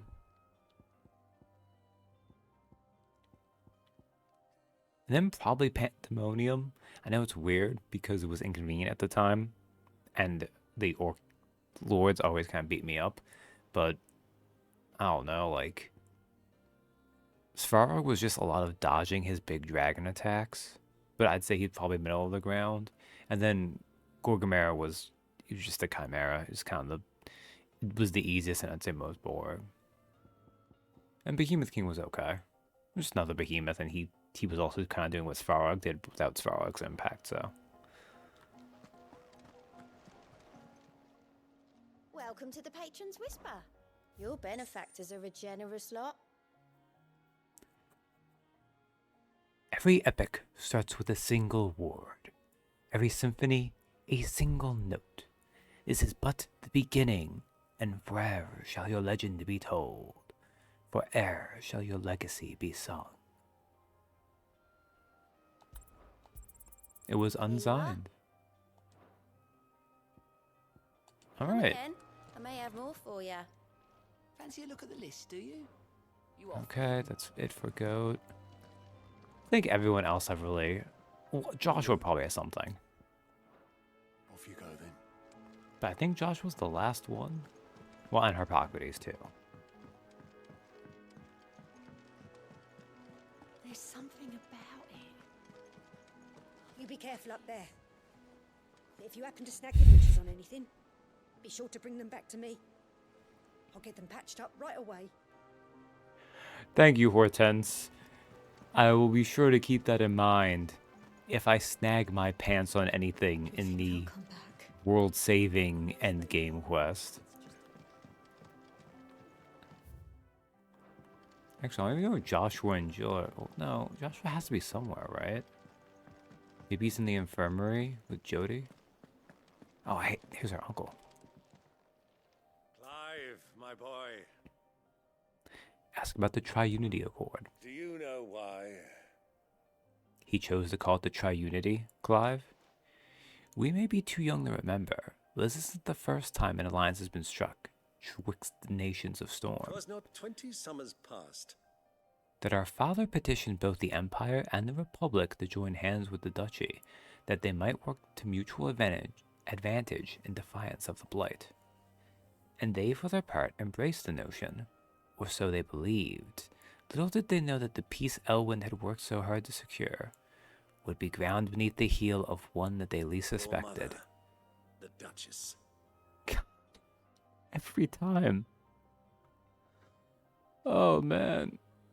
Our shitty mom. It always comes back to her. Like, man, we should go there to fight Ultima, and right when Ultima's getting ready, suddenly a small dagger appears on his back, and suddenly it's her mom. And she's like, oh, you thought I died? That wasn't enough to stop me. No, Clive. You are a failure. No. In one fell swoop, Annabella robbed them of everything. A nation, a leader, a brother, a father. But above all, she robbed them of what could have been a realm undivided, Elwyn's grand design. and so you see, Why he chose to call their new alliance the Triunity, for what they aim to preserve not only peace, but a lasting legacy of cooperation. Ultimum. Ultimother?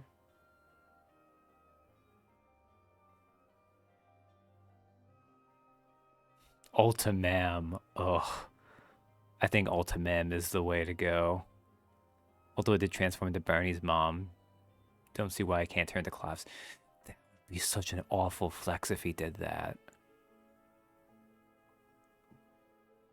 I really feel like that was an unnecessary detail. That Bernie happened to have a huge mother complex that Ultima would tap into by becoming a naked version of his mom.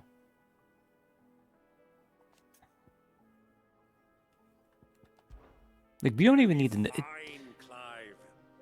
It's not relevant to Clive. Clive never discovered that. Here he is. Oh shit, we haven't talked with Gav. Ask about the hideaway. Work had only just started on the old hideaway when Sid took Gav in. Plan was to make it a safe haven for the bearers they were going to free. He remembers when the first ones moved in. They'd hardly dare look them in the eye, let alone speak to them. But over time, They started to thaw. They stopped being slaves and became a family, and the hideaway their home. It'll be the same with Etta and her little one, he's sure. They can make a new home there with a new family. And with the best big brother in the whole wide world to look after them. Hey, what are we looking so smug for? He's talking about him. I don't know how to take this line.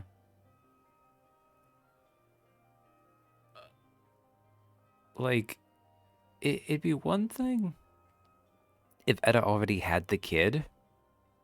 Like, if they were, like, I don't know, like, with with memories already. Like they were past the baby memories age, well, unless you're like Ray from Promised Neverland, you don't remember that stuff.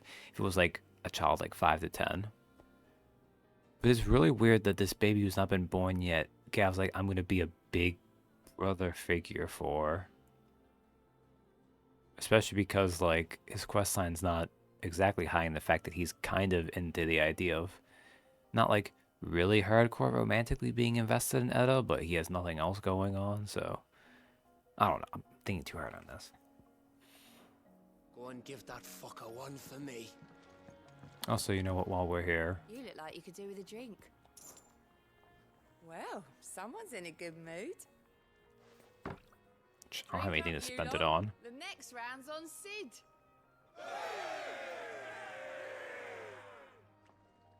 Everyone can go into the finale drunk.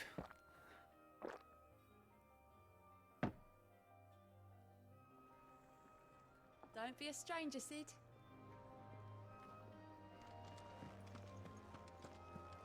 Oh, Karen might have something since we've done Torko's quest line. No, she doesn't. Never mind. Okay. Who was proud? Oh, Blackthorn doesn't probably. Yeah, See makes that sense. sword of yours stays oiled. I freaking hate you, Oscar. It actively bums me out a little bit that you're here doing nothing.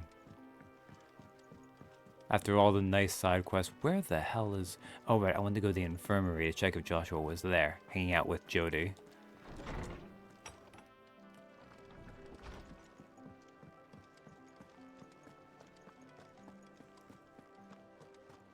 Like, it's not the worst thing bothering me, but it just feels a little messed up, doesn't it?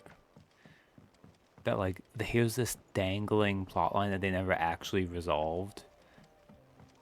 Which just stands out even more when the character's still chilling. Oh, whatever. Where is I read Cole? Gav's report on Stone here. Only wish I could have been there to see the Mother Crystal fall. Oh, Vivian, did you have anything I didn't ask you about? Of course. Ask about the executors. Truth is but a matter of belief. She certainly doesn't disagree. I was not going to fix that, and I'm like, oh, that doesn't sound right, even when I'm talking for her, really. Though she is surprised to hear that an organization such as theirs holds such enlightened opinions. They put the scholars at the university in Canver to shame. Alas. They shame themselves, in turn, by burying evidence of a truth they would rather mankind did not come to know. They may imagine themselves the protectors of the people, but ignorance is not bliss, no matter how fervently they might wish it. At least that was short and easy. Alright, I already saw Otto, you didn't have anything new, right? Ask. Yeah. I know you'll do right by us, Clive. Aw, thank you, Otto. You nearly collapsed back there. It's just a touch of the vapor. Ty's tea stop the fits. How can I help you, Clive? Don't push yourself too hard, Clive.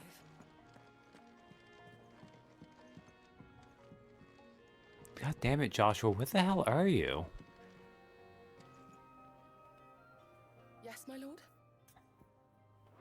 Like, hang out with Jody. Even if you're not into her, just for her sake. Everyone here has been so kind. I know that was rude, but I didn't think that was anything new, so...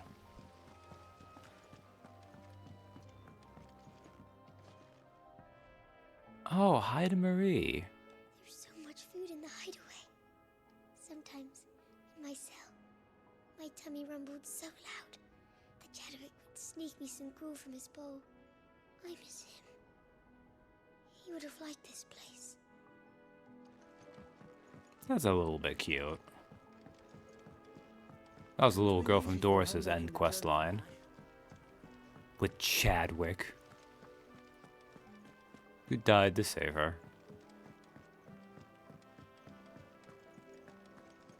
It did take me a second to remember, though. Okay, I don't think Josh will be hanging out with Mid. Probably doesn't have anything new to tell us. Need something? Yeah, I didn't think so. Well enough, Clive.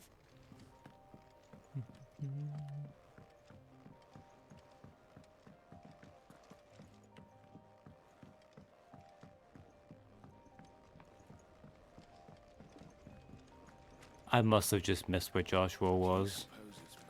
Like, I didn't think he'd be up here to begin with, but... So there's a new mother. One moment you think you've freed the realm from her fate. No, suspicious character didn't have anything new to say. I don't think they really would. Like, that's why I didn't talk to either Asta or Jackin. It would be kind of cute if the Hideaway had had a different NPC state for them after you did all the side quests, but... I can't believe she wears Clive's corset in a less slutty way than he does. Like, I appreciate it, but it's just kind of funny to me.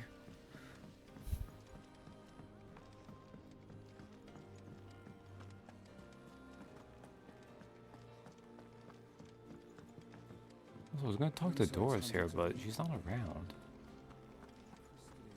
Oh, she is. She's just not talking.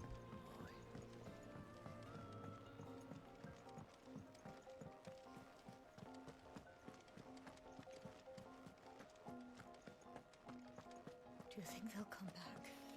Maybe Joshua's down?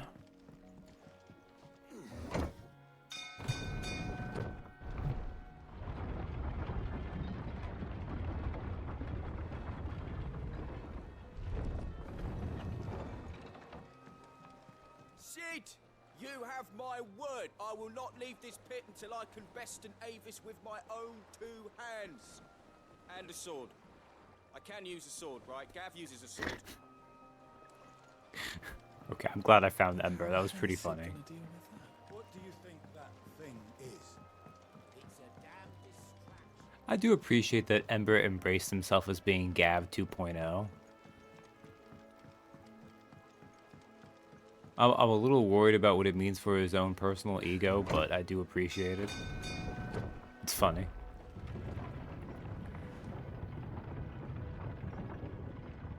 Oh, maybe Josh was hanging out with Harpocrates? Oh wait, no, he's right here. Why have I missed you? Or did you...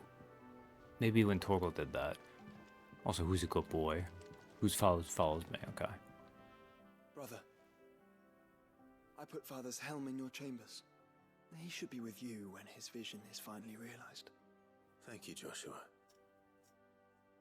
For everything. Don't mention it.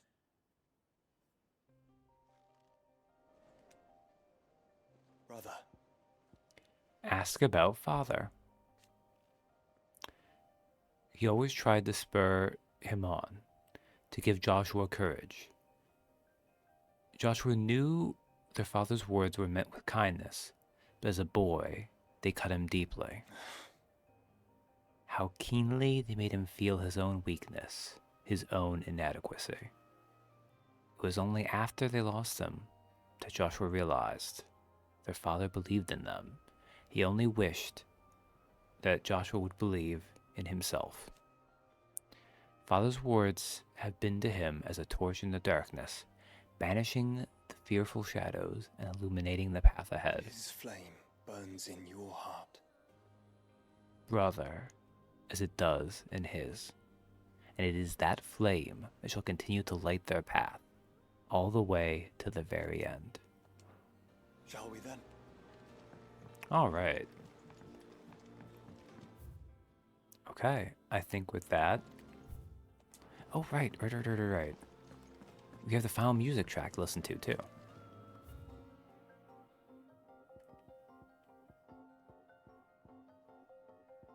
To sail forbidden seas.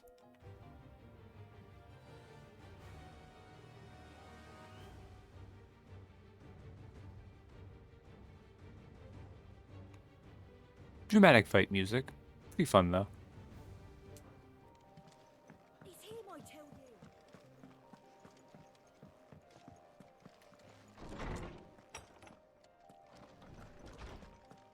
What's up, twins? You're going somewhere, Sid. Can we come? I promise we'll be good. Oh, what's up, Harpocrates? Good morrow to you, my friend. ask about Dion. I well recall. The time that he spent at the Imperial Palace instructing the young prince on the history of their realm. Dion was quite unlike the other noble-born children he had taught, not only for the keenness with which he listened, but for the earnestness of his conviction. He truly believed that it was the Empire's duty to serve the people, and was determined to study the past, that he might not repeat its mistakes. Which is the reason why that what befell Twinside weighs so heavily on Dion's soul. He must live with the consequences, and Hippocrates fears it will take more than merely time to heal such wounds. it will take forgiveness. Not from us, or from him, nor from Dion's countrymen, nor even from Dion's late father. No. From himself. Only then might Dion's flower bloom again. Right, let's view the 1,000 I have tomes. compiled some new entries, if you would like to see them. This should finish it off, right? I have Sage quite the find for you today. for the ages. Here we go. All right, before we begin with this.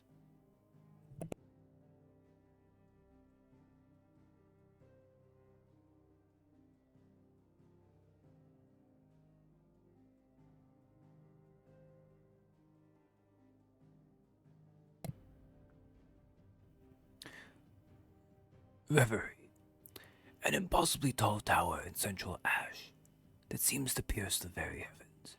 It was built by Ultima when he first arrived in Valsdale. From its heights, he examined the flow of ether through the land, and thereby determined the optimum placement for the mother crystals. Wow, Hippocrates really did learn a lot from us doing this. The sins of Zemeckis. An incident in which the Fallen launched an assault on the mother crystal Zemeckis to claim its power, and in so doing, stoked the ire of Ultima himself. In response, the self-proclaimed god destroyed the crystal, leaving behind both a great yawning crater and a cautionary legend that has since spread throughout Valsdale. Dominant. These are all hidden truths, by the way. Those within whom sleeps the power of an icon. The Dominants are but a stepping stone in the creation of Ultima's perfect vessel, Mythos. When Ultima sowed the seeds of humanity, he imbued those assigned to protect each mother crystal with an elemental affinity, a power that would amplify over the generations until the icons eventually emerged, though the memory of their power remains even after it is absorbed into Mythos. It takes an increasing toll upon their persons to summon it. Interesting. So, and I kind of figured this was the case, but this is the game confirming the fact that Clive absorbs the full power, but they do keep an echo of it, the memory of it, and it kills them to use it. Which is probably why Hugo was able to go, like, super primed by becoming Akashic instead. The Fallen. An ancient civilization that thrived some thousands of years before the present day. Though no direct records of the Fallen remain, early legends in the modern corpus speak of them as the Men of Magitech, the pinnacle of whose magical technology was the airship, enormous cities that soared through the skies. Comparisons of the ruins of these airships and other ancient structures connected to Ultima reveal slight but marked differences, suggesting the former is but a close copy of the latter. Alas, it seems their pursuit of Ultima's most closely guarded secrets led to their downfall, when they sent their fleet against Zemeckis and ushered in the tragedy that saw their civilization fall. The Ultima civilization. The ancient civilization of the godlike Ultima Collective. Their discovery of magic helped them to thrive, but came at a terrible cost. The onset of the Blight. After their cities fell and their people perished, the few survivors fled to the untouched land of Valsdea to lay the groundwork for their future revival. The Epididary beneath Phoenix Gate and the Tower of Reverie in Waloed are both relics of their civilization, and far predate those of the Fallen. A ready stone. a mysterious ceramic tablet that stands in the hideaway, though it closely resembles a relic of the fallen. The way in which it reacts to Clive's presence and urges him to unlock his hidden potential suggests some connection to Ultima. It is likely that this stone, as well as other towers of similar construction that dot the landscape, were created by the creature before he entered his slumber, in order to aid in the perfection of his vessel, Mythos. Obelisk, ancient technology of the Ultima Collective, set in place upon their advent to Valthea in order to guide the flow of ether towards the mother crystals. The land's life force might be harvested all the more readily. The obelisks are separate entities to the mother crystals themselves, so the latter's destruction does not affect the former's function. After Ultima cast Pyrogenesis, the resulting imbalance in the ether made these obelisks glow all the brighter. The children of Zemeckis, the tribe who once dwelled in the land surrounding the lost mother crystal of Zemeckis. This mother crystal communicated directly with Origin, from whence Ultima kept watch on the world from his slumber, and so those people who lived around it had a closer relationship with their creator than most. It was they who founded the Circle of Malleus to keep the word of their Lord and future Savior alive. After the tragedy of Zemeckis and the first fall of humanity, the few survivors of the children of Zemeckis fled to the outer continent, where they continued to worship their god and await the day when they would join him in paradise. The Savior myth. Among the teachings of the Circle of Malleus is the story that the Lord Almighty delivered unto his children a prophecy of their future salvation before hiding himself away in the heavens, a myth that lived on in many of the folk religions that would later supplant it. Though long considered to be naught but a legend, it is possible that this reflects a real historical event, Ultima's final words to his humanity before he entered hibernation deep beneath Valthea. The few remaining sources disagree on Ultima's precise wording, but on 4 points they all align: that on some future day of reckoning, the incarnation of the Lord would appear among mankind and remake the world, that the advent of this incarnation would be heralded by the emergence of several heavenly servants of great might, that the Lord's faithful should rally these servants together in order to bring the incarnation into being, and that for their loyalty they would be rewarded with the greatest gladness. Ultima's thralls, soulless automata largely composed of ether, whose only motivation is to see that their creator's will is done. Ultima gave them life upon first arriving in Valthea, and immediately tasked them with defending the realm's shores from any outside force that might seek to interfere in his endeavors. The deity now employs them solely to test the strength and durability of his self-proclaimed vessel, Mythos. The Journal of Moss. The Annals of Moss the Chronicler, a scholar of Valthean history who unearthed many of the buried secrets of Ultima and the Circle of Malleus. Shortly after, he encountered a young Harpocrates in the outer continent and inspired the boy's own pursuit of learning. Moss returned to the Twins, where his long years of wandering from ruin to relic in pursuit of the vestiges of Valthea's past finally drew to a close. What if Moss was the dominant of Leviathan? What subject shall we consider today? Alright. Let's look in our maxed out things. We still have Mysteries of the Realm, Ley of the Land, Persons of Interest. Bestiary was my favorite, but unfortunately it finished first, so boo. Let us look at Mysteries of the Realm. Let me look for the red dots. Oh, airship, hidden truths. Yeah. Legend has it that the people of the Fallen once sailed through the skies in the bellies of these ships, though all now lie shattered and silent on the surface below. The Invincible in which Clive and his allies had built their new hideaway being one such relic. So advanced was the Fallen's technology, it was nigh indistinguishable from magic, leading a historian of the early modern era to remember them as the Men of Magitech, or Men of Magical Technology. It is Mid's dream to bring this technology back to life, that humanity might take flight once more. The Deluge of Blood. A great war that occurred in ancient times between the few who bear the blessing and the many who do not. It ended in decisive victory for the unblessed masses and the signing of the Continental Accord, which cemented the systematic subjugation of the bearer minority.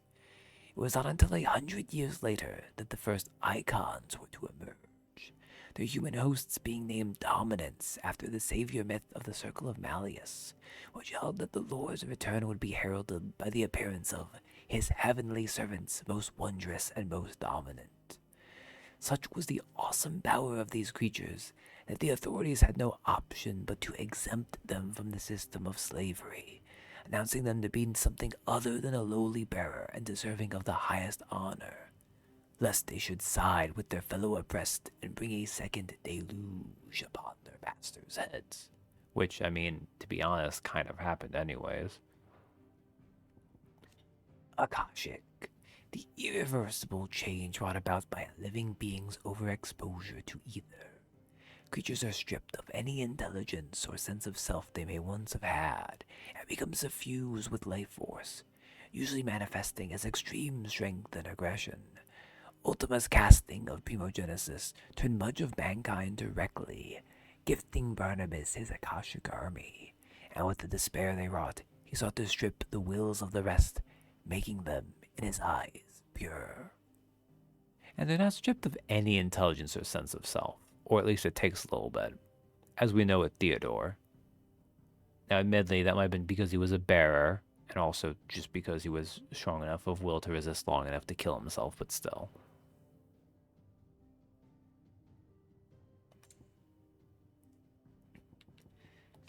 The Executors. A shadowy cabal who control the truth of the realm by collecting and concealing any knowledge they believe should remain hidden. They appear to view themselves as the guardians of humanity, protecting people from what would only cause them pain. From a distance, the shameful history of the enslavement of bearers is but one of the books the Executors would see expunged from the public record. Wyvern Tail. The use in branding. The elegant white flower that is a symbol of the Holy Empire of Sombre. From its roots is distilled the dye with which the bearer brand is inscribed. The dye is highly poisonous when it enters the bloodstream, and so it is not uncommon for bearers to lose their lives either upon receiving the brand or during an inexpert attempt to remove it. While cultivated wyvern tails bear white blossoms, those that grow in the wild adopt a purple hue.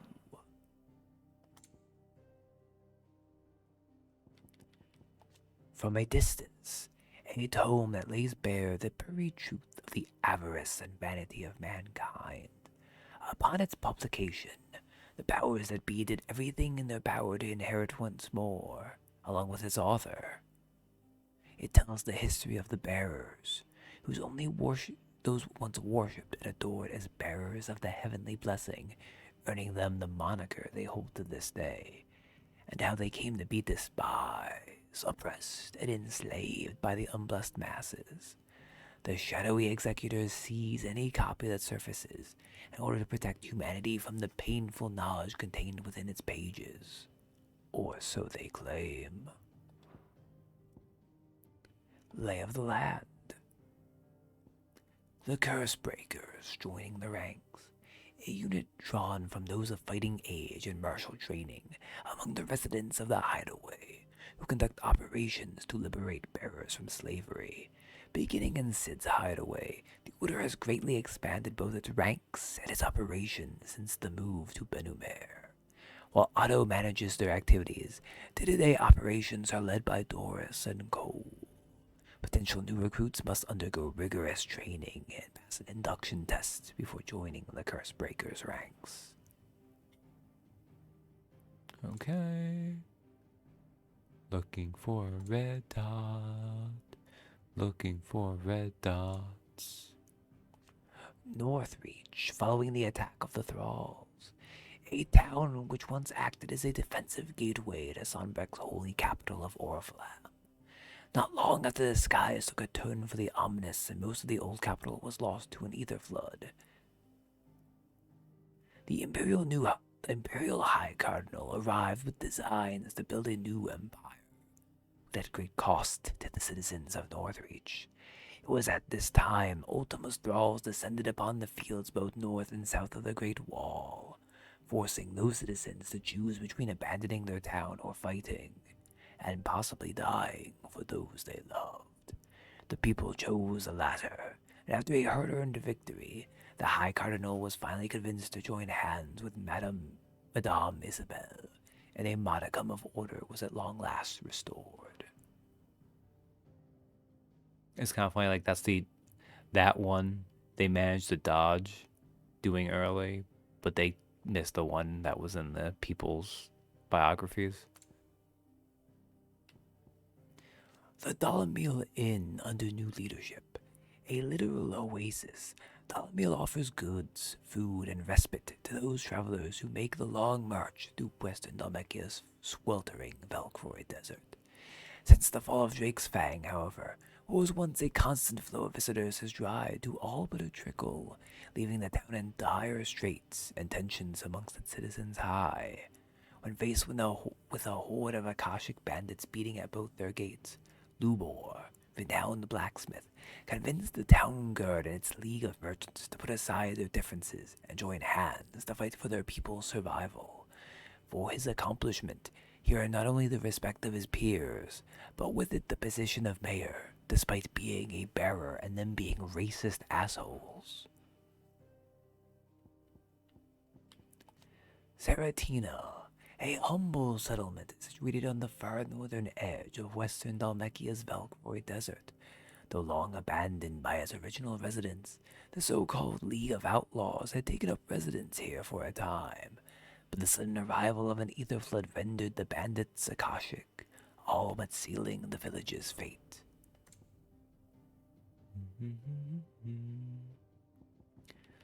Balmung Dirk, a Colosseum-like prison located immediately north of Ravenwood Walls in the Kingdom of Waloed. Bearers sent here became the unfortunate subjects of an ambitious military endeavor designed to train untrainable beasts of war. When the kingdom fell and the wardens lost their wills to the ether, those same bearers were left in their cells to starve, which most did. Man, back when we learned that Waloed really frickin' sucked. Mickelberg, a settlement situated in the south of Waloed. After being abandoned by its former residents, it became something of a gathering place for followers of the Savior cult recently arisen on Ash, leading the Undying to dispatch an investigative mission there. Garnick, an idyllic mountain village in the Kingdom of Waloed, or at least what remains of it. Here, an old acquaintance of Harpocrates made his home, quietly amassing a vast collection of rare tomes, before Ultima and Barnabas's machinations rendered the realm Akashic and stripped him of his very will. The Badbach Conservatory, a dilapidated orphanage for bearers that sits upon a hill overlooking the verdant plains of Viragres in Waloed. The children who lived here were not cared for, but rather experimented on, enduring harrowing tortures designed to turn them into fearless, mindless weapons, an education that few were to survive. Ugh, good riddance to Waloed, really. Like, most of those people wasn't really their fault because they were corrupted from long ago, but still, ugh. Savior Cult, a religion that has arisen in recent years in Ash, and which has its basis in the Circle of Malleus, an ancient faith whose followers worshipped Ultima as a god. It was popularized by King Barnabas Tharm of Waloed, who spread its prayers and rituals among his people. Believers see becoming Akashic as a means of achieving purity and of being freed from the torments of the mortal realm. The Triunity of 878, an alliance formed by Lord Byron Rosfield of the Seven High Houses in the comfort of his well-appointed mansion in Port Isolde. According to the agreement reached between those he summoned to his aid, Lord Rosfield would take charge of supplies, Field Marshal Eugen Havel of military affairs, and Quentin of Lost Wing would handle political affairs. With these key angles covered, they hoped to lead Valstea forward on a path of unity, given their home countries of Rosaria, Dalmacia, and Sombrek respectively. The name of the famed treaty of old all but suggested itself. And last, and probably certainly not least, the persons of interest. Jill Warwick, a hidden path. Dominant of Shiva and trusted confidant of Clive, leader of the new hideaway. Born a princess of the Northern Territories, Jill was made a ward of Rosaria after her father the Silvermane's incessant raids were quelled by the duchy. She entrusted her icon to Clive after he was bested by King Barnabas, that he might have the strength to fight their fate to the last. Torgal, a good boy. Clive's faithful friend. After the two were separated in the tragedy at Phoenix Gate, Torgal continued the search for his missing master, sniffing out anything that bore Clive's scent and carrying it home to their secret island hideaway. It was during one of his forays on the mainland that he encountered Sid, who took the lonely Torgal in, fashioning an anklet for the lovelorn pup, which he treasures to this day. Torgal is such a good boy. I really wish Ambrosia got to do more. Like, she has such a badass moment, but because they make it optional to get her for some reason, she should have had a quest line. Even just like one quest I would have rather had instead of just being the one to get her. Dion Lesage, a renewed resolve. Dominant of Bahamut, Warden of Light.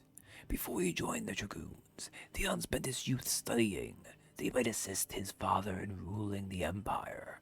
On returning with Clive and Joshua to the hideaway, he is reunited with his old tutor, Harpocrates, who inspires in him a renewed determination to bring Ultima's evil to an end.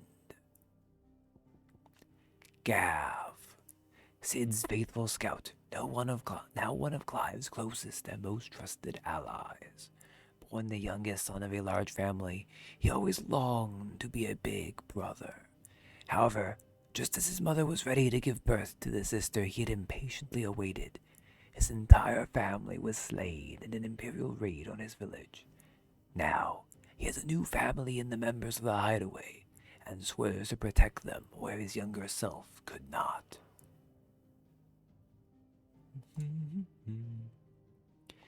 Midadol Telemann, her dream of flight, adoptive daughter of Sid, who saved her from the streets as a girl and raised her as his own. And raise her as his own he did, the young maid following in her father's footsteps in perfecting his design for the mithril engine, though she fears the completed engine might be used for ill if the designs were to fall into the wrong hands. The dream of flight that she and her father shared is too great to see consigned to the dustbin of history, and so she continues to labor that one day that dream might become reality. Harpocrates II Hyperboreus. As imperial tutor, the hideaway's resident historian, before meeting Sid and moving in with his band of outlaws, Harpocrates dwelled in much grander surroundings, the imperial palace where he served as tutor to Prince Dion. He bears a deep and lingering affection for his former charge, and reuniting with Dion in the hideaway, presented him with the gift of a wild wyvern tail, that he might be reminded of the goodness within him, and not punish himself unduly. Vivian Ninetails at the hideaway, a scholar and strategist who makes her home in the hideaway, offering her insight to Clive that he might better understand the lay of the land. Once a professor at the University of Canver, her dogged pursuit of the truth earned her the enmity of some of her less scrupulous colleagues. After learning of a plot on her life, she fled to the hideaway and has been slowly but surely warming to her new surroundings ever since. Doris at Balmungdark, captain of the Cursebreakers who directs the bearer liberating operations. She learns that Chadwick, fellow bearer and brother-in-arms who helped her escape her former master, met his untimely end in the cursed depths of the Balmungdark. He died the same hero he was in life, having fought until the bitter end to save the life of a young bearer girl. Doris swears to keep fighting herself, that his legacy might live on. Ember, a Cursebreaker in training who wishes to make of himself a scout, that he might follow in the footsteps of his idol Cav. Though his test did not proceed entirely smoothly, he showed enough promise to warrant being accepted into the ranks. For now.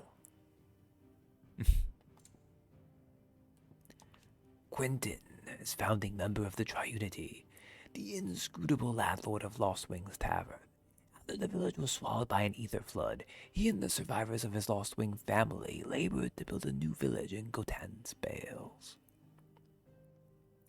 However, Clive convinces him to join his uncle's Triunity and put his oratorial skills to use not merely in leading Lost Wing, but in restoring order to the entire realm. Isabel, proprietress of the Vale, Northreach's foremost house of ill repute. Before coming into Northreach, she was Carla, courtesan to the nobility in the Crystalline Dominion. However, she was forced to flee when she fell in love with a bearer. The Vale took them in, and though her love was not to survive, her gratitude to the people of Northreach lives on to this day. Lubor, Forge Master of the Briar's Kiss, the finest smithy in Dalamil, and mayor of the town. After his bearerhood was revealed, he was almost driven from Dalamil by the disapproving asshole townspeople. However, they were convinced to change their preconceptions after Lubor led the defense of the town from a horde of Akashic bandits. And with the support of both the town guard and the Merchants Guild, he won the mayoralty. I don't know how to pronounce it properly. Yeah. Cyril, following the tragedy at Mickelberg, a senior member of the Undying known as the Bearer of the Burning Quill. He and his orders devote their lives to the service of the Phoenix and do not fear death so long as it comes in the course of their duties. Though Clive takes exception to what appears at first glance a pointless waste of human life, the two come to see each other eye to eye, Cyril expressing a deep gratitude for the regard Clive shows his fallen comrades. I don't know if I actually agree with that game, but sure. Elwyn Rossfield, late Archduke of the Grand Duchy Rosaria and father of Clive and Joshua. During his reign, he strove to bring an end to the mistreatment of bearers and his people's reliance on magic, a mission that he knew would meet with fierce opposition from the court nobility, and would not be achievable within his lifetime. That his sons might follow in his footsteps, he fashioned for them a pair of matching armbands, to give them strength when all stood against them. Byron Rossfield is founding member of the Triunity, younger brother of the late Archduke Elwyn and a warden of Putazolda, together with Field Marshal... Because I remember thinking, it was going to be Eugene, but then they said it and was like, Eugen? Eugen Havel and Master Quentin of Lost Wing. He founds the Triunity, an accord that sets out how the nobles, armies, and common folk of Vaznia shall come together to see the crises that blight the realm. Want of food, water, security, and shelter ended and order restored. The High Cardinal, first and foremost of the 5 cardinals who made up the Council of Elders, second only to the Holy Emperor in the imperial government. After the fall of the Crystalline Dominion and the collapse of said government, His Eminence reappeared in Northreach, planning to turn the town into a new capital for a new Sonbrek. However, when the people rallied behind Isabel instead, he realized that he must work with the common folk, not lord over them. So wait a second.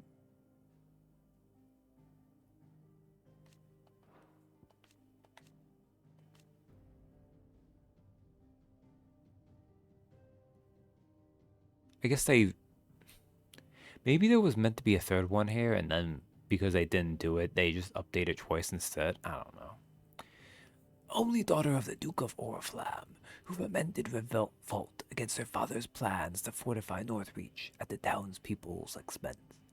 After the Duke is convinced of the error of his ways, the two are reconciled and pledge to work together with the people of Northreach to build a town for all her citizens.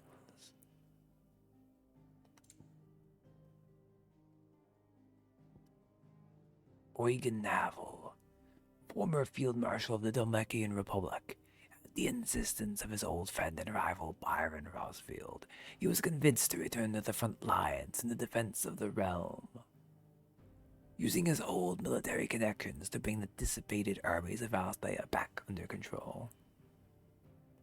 Yeah, it was just like a weird moment. And with that, my mistake of reading all the lore entries has finally been completed. You're always welcome, Clive.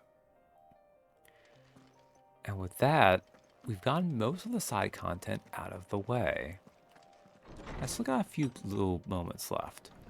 So I think what I'm gonna do, because I could mess around with where's the ready stones here? Yes, thank you. It was only like 4 streams or something. I could try doing one of these things. Mess around with these. But I think instead, because this is going to bother me if I don't do it, and I think I have time to do it now, which is nice. We are level 49.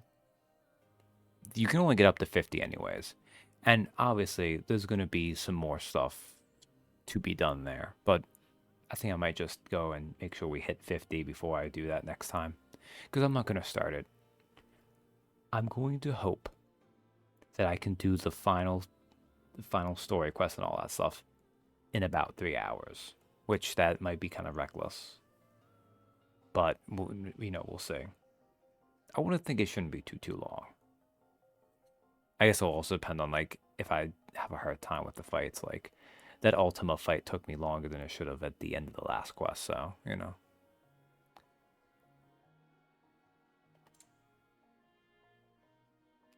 Here's where Torgal will stop for now. I think you need to get to, like, level 70 or 80 something before he gets, like, the final things of his pedigree. So he just ends it as a Dromi striker. I actually feel like... I really like Raging Fists, but I put it on Bahamut. I just don't... If I'm going to be trying to do that, I'll be trying to, like, dodge with Cold Snap instead, really, I think. That's that time what I use it for now. So instead, I need to replace that with something. But yeah, let's... I don't know where's a good place to level. It's probably going to be in Waloed, right? Like, Waloed has those, like, 2 really big areas. Like, these 2 areas right here.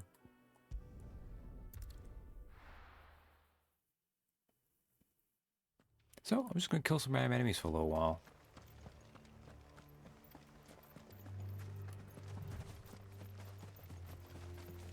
It kind of surprises me. Because I know I haven't fought enemies the entire time. Which might be why.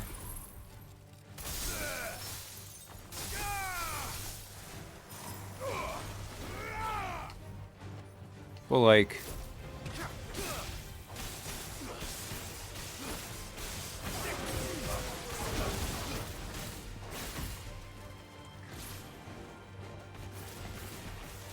I should keep doing that, eh? Okay. Oh wow, lightning rod. Ugh. Where do you guys need me to go? Nah, whatever.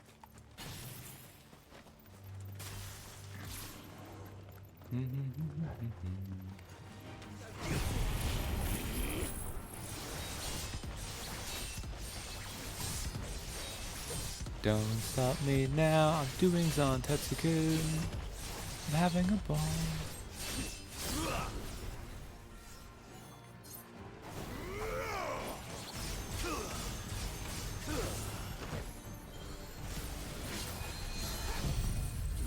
Yeah, you can do that if you want.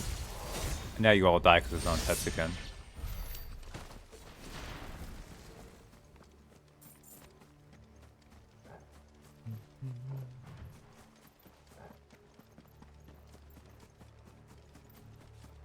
These are not the most efficient ways.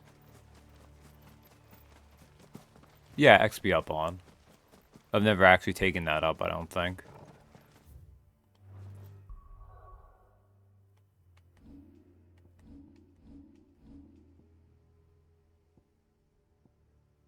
Yeah.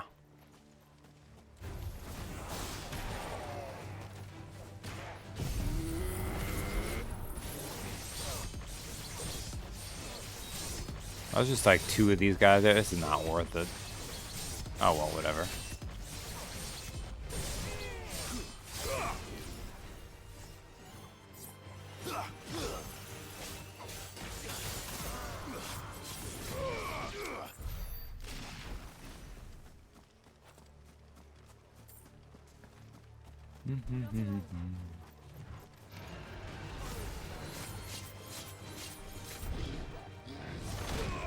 Oh, that was dumb of me.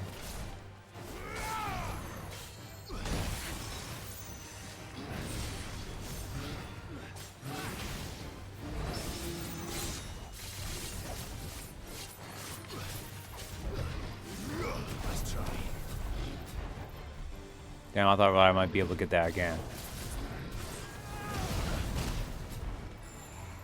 This is not an efficient one to use this on.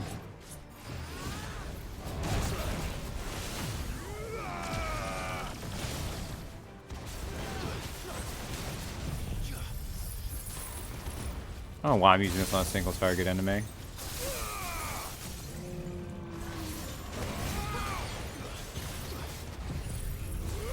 And I have not forget what I'm going to do after this. I'm over a couple of mines, really, actually. I don't know why I ended that early to do this.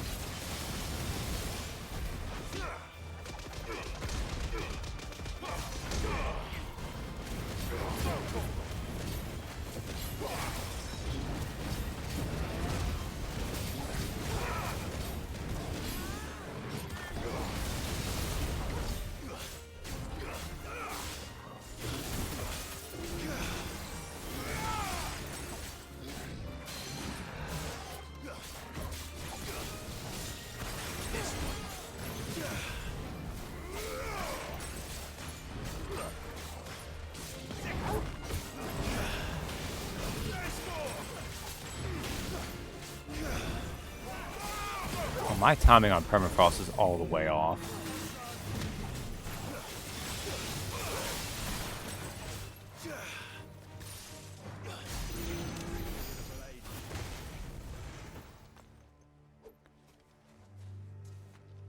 Also, that reminds me, because okay, yeah. So I don't know why Joshua didn't show up in Paradise, but I have the whole crew going with me, which is nice.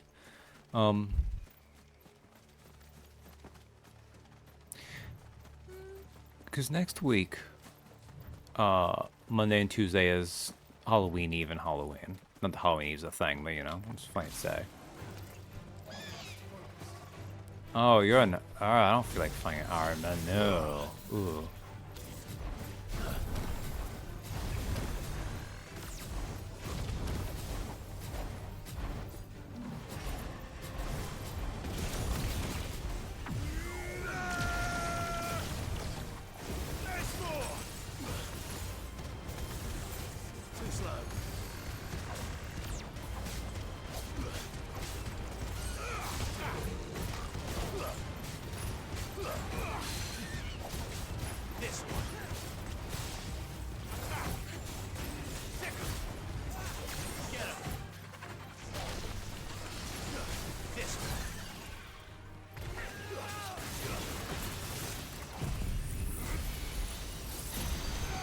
So, like, I only have basically 2 streams that I can do that would be of a spooky game for, you know, Halloween and that. So like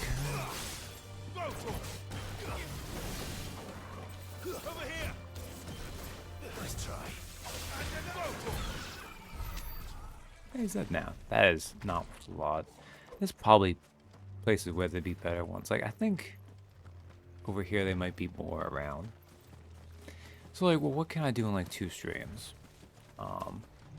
If I want to do something spooky and oh god, a bomb. I don't feel like fighting bombs. Alright, chocobos. Maybe chocobos are worth it? I don't know.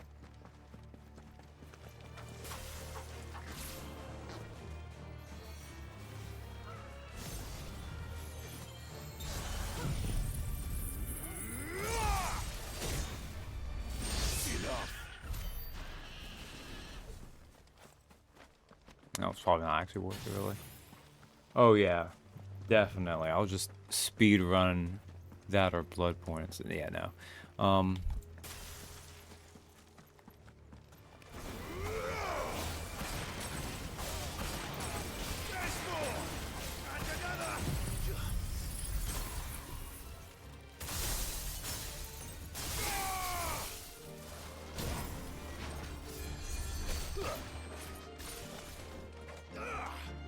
Okay, wait a second. Who did that?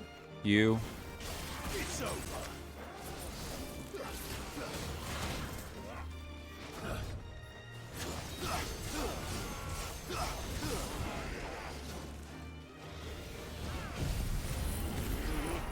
This might be a little bit risky, but there we go.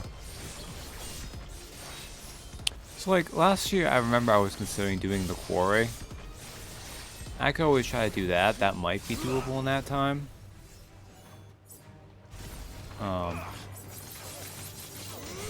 It has its advantages. But I don't know if I actually really feel like it. Also, that guy's really annoying me, so I'm just gonna kill it. The white man was on Tetsuken. This is not as effective as I would like it to be. I don't know if I can finish if I'm going at this rate. I mean, maybe if I actually... I know what I need to do.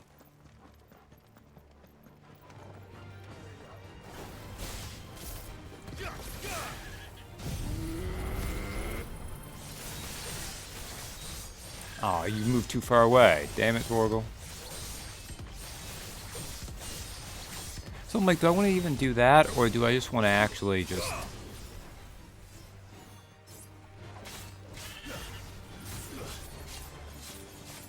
I just want to start whatever my next game would be, which I have not long-term thought of that at all.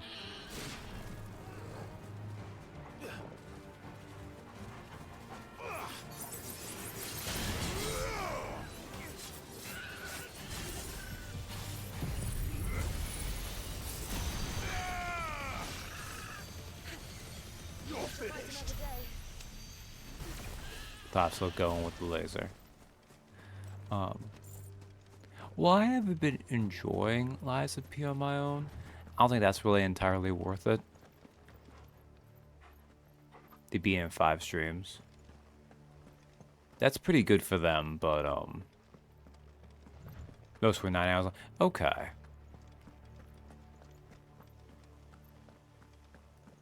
Because I was gonna say I couldn't do that in time, but if you're talking about 9-hour streams, that took about like 40 some hours. Maybe, although probably I really kicked my ass for a long time. But like, I do enjoy that game a lot. I'm just not sure if that's what I would choose for this.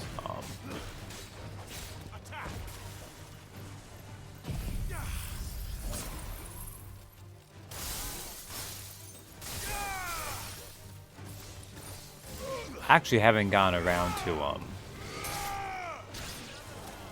haven't even started Armored Core. But I don't know if Armored Core would be a good choice because I've never even touched that. And while it is from Software, they did Armored Core games long before they even created the Souls genre, so.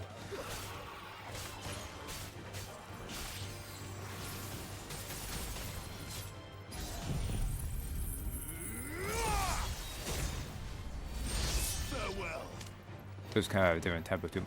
Who is still alive here? Do we somehow trigger someone? You asshole. Clearly time for a farming game. Ah, one of you.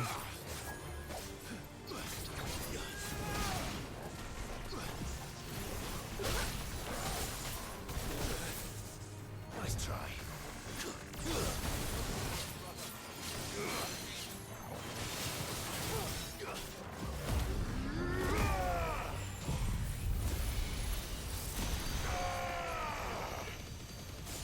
I mean, I'm not sure I would do that to Captain, although it would fit with the spooky month for him.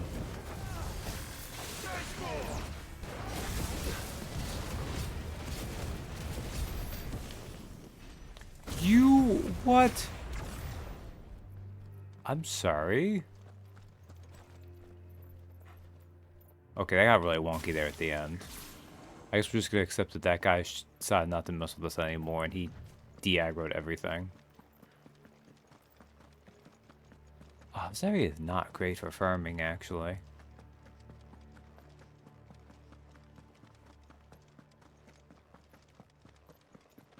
But yeah, because like when Factory 3 Special came out, and I never did fully, I don't feel like fighting you. What is there a better place? This area has like marbles and things. Okay. Alright. Let's just leave this on here for a moment. This is high quality streaming content right here. Brother, I'm glad we finally did my quest and we are even help chill now, but what are we doing now? I must be stronger, Joshua.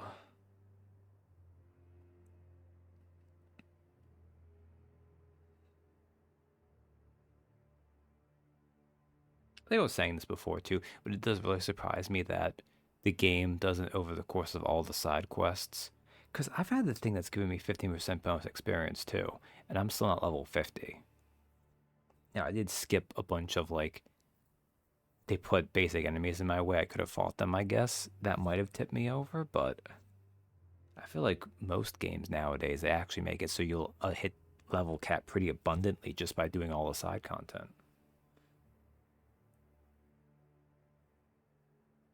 Best grinding spot.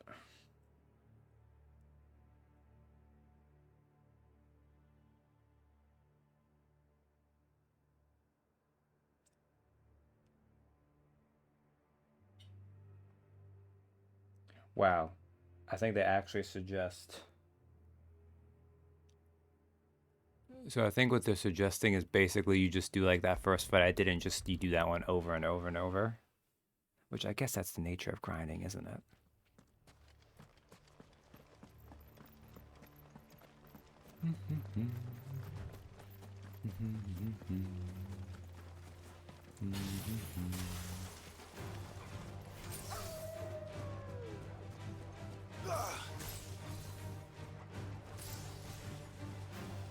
I would like to... There we go.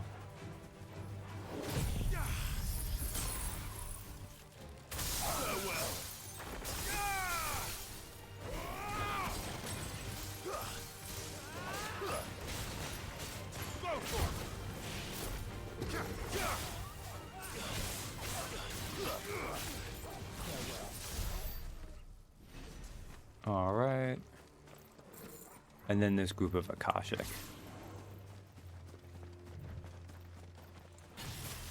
I should have left that, but that's okay.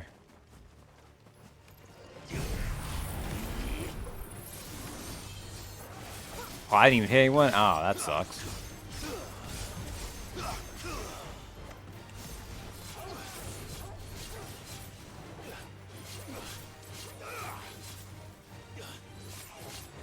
Is it time for anime game? See, that's part of what's throwing me off too. Because I'm not really sure how to judge that in this regard.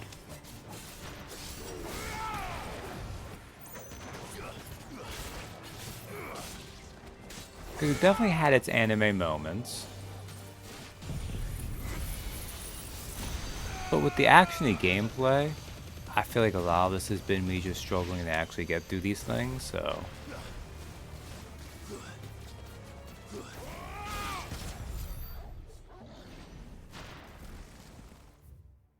that feels like to me that's something that's more more what the From Software games and those streams kind of entail. Zantetsuken.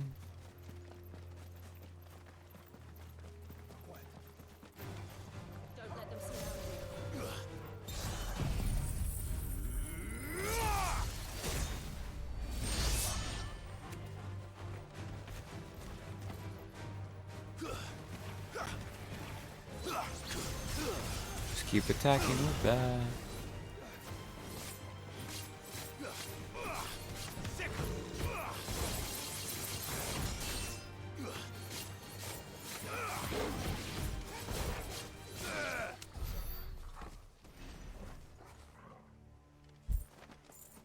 So yeah, I've put thought in, but I've very much the thing where I've kind of put off deciding.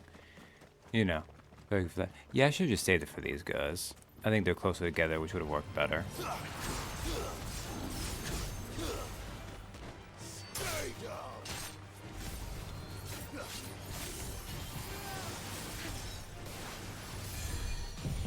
Alright, you're gonna be a dick and cure. I'm gonna just... It's over. And another. And...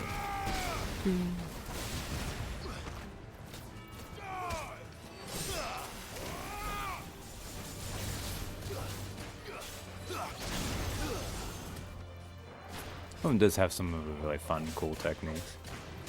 Get him. Stay down.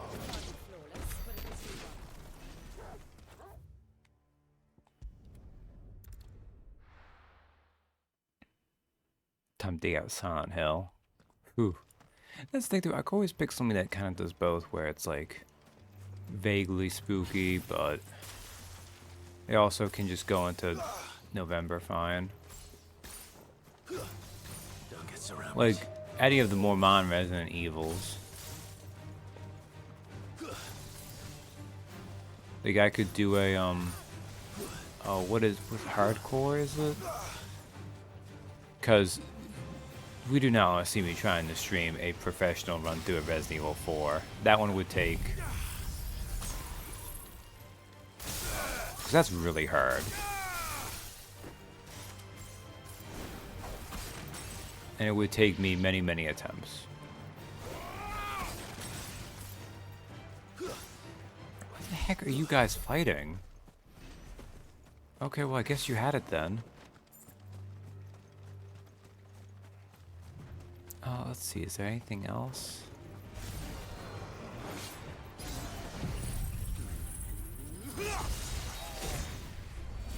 It's over.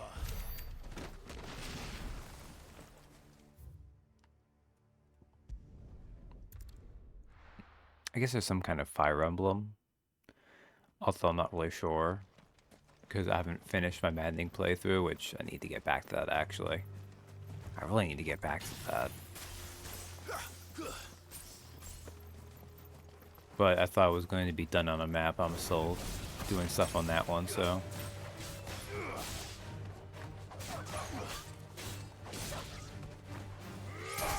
Why do enemy dogs make sad dog sounds?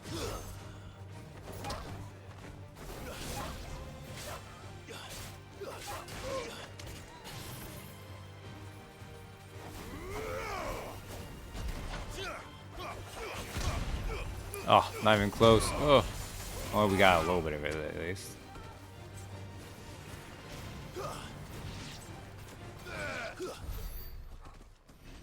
Resident Evil 7 is fun. I couldn't get through the whole thing, but I could probably get through half of it next week if I did that. This might take a while.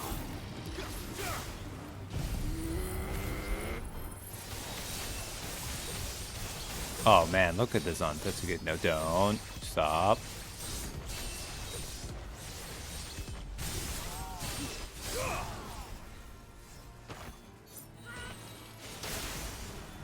Oh, you meant that makes more sense. I was just talking about that.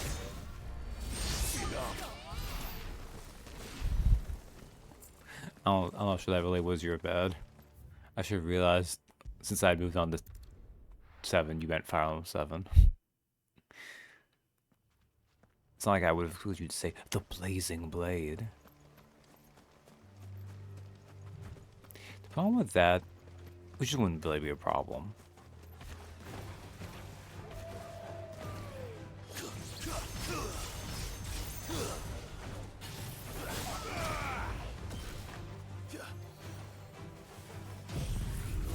Can I laser you guys?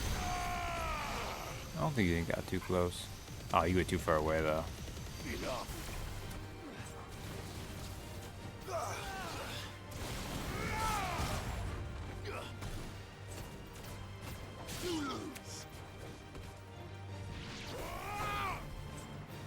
I only know that it's the Blazing Blade is 7 and Binding Blade is 6 is because of Roy himself.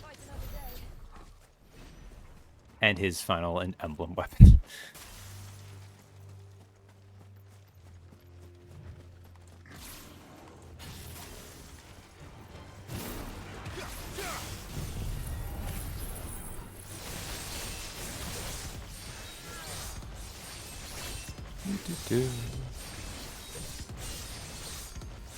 Which is actually one of the better engage weapons. It's just, you know, Roy himself is such a mediocre emblem, it's easy to not appreciate it.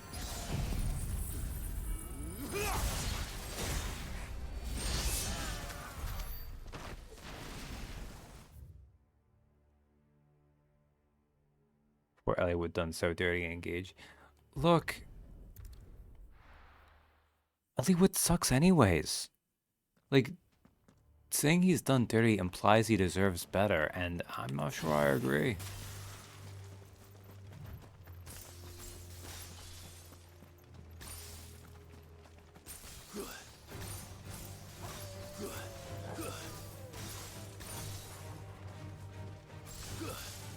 If anything, I almost think Ellie would make it out better than freaking Hector, though, does. Because, like... Okay. Hector is a fine emblem. He has his utility. But it is...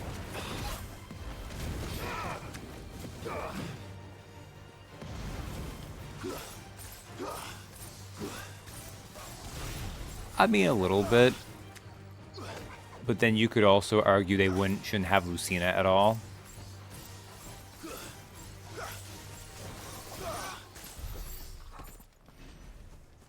But that's not entirely there.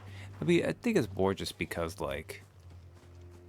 It's also just bland. And Hector and Lyn are so much more fun. And they're all technically, like, as important. So combine that with the fact that he is, like, Roy's very much like, he looks a lot like Ellie would, too.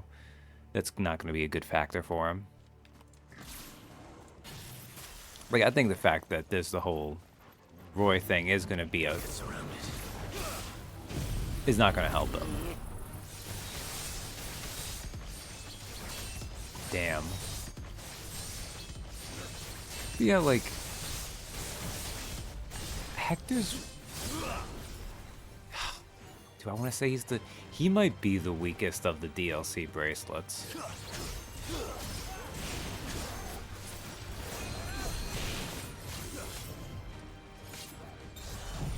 And it's not his fault, it's just because they made him similar to Ike. He's an enemy phase designed emblem, and those ones just aren't as good.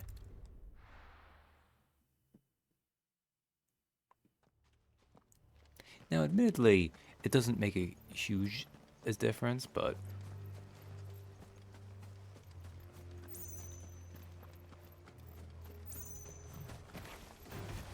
Don't get surrounded. Well, there's certainly characters that work well with Hector, but the fact is, like, you can usually still get more of them out of other ones. Like, I mean, he's better than Leaf, sure, but who isn't better than Leaf?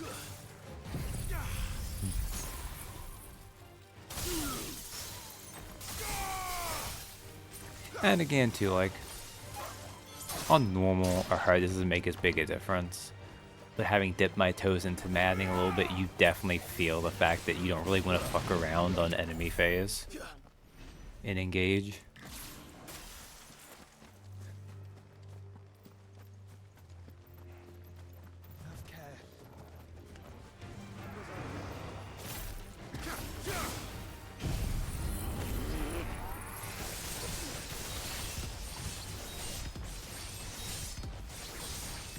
I need to use, like, Shiva's power that brings everyone together.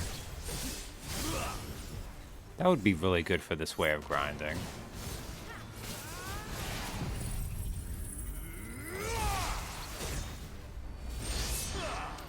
Yeah.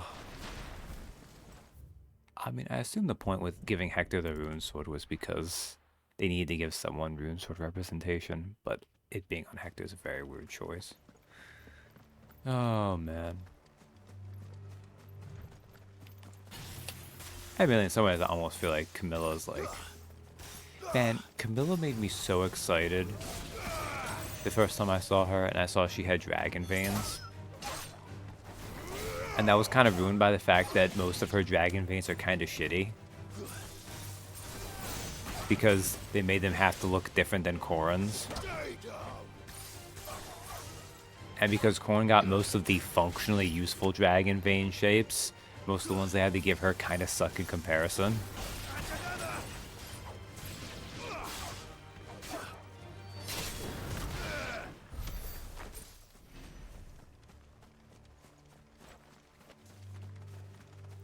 Which feels like a kind of dumb thing to complain about in that sense, but...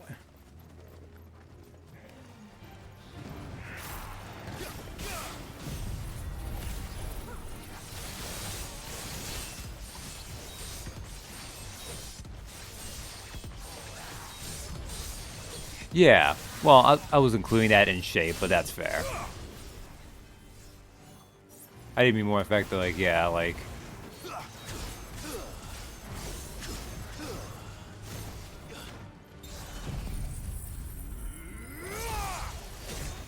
Either way, though.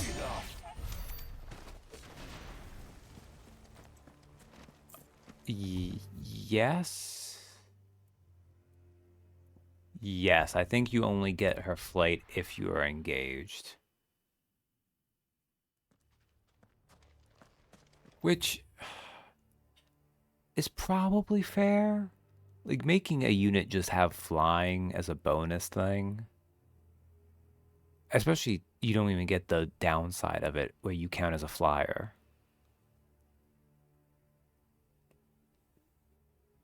Oh, that's what you mean too. Yeah, you don't expand them engage, otherwise she gets debuffed. Yeah, that's the other problem. It's true. And it's just weird to use around her. I don't even know if I'm going to be able to hit level 50 off this time. Like, it's kind of racing it right now.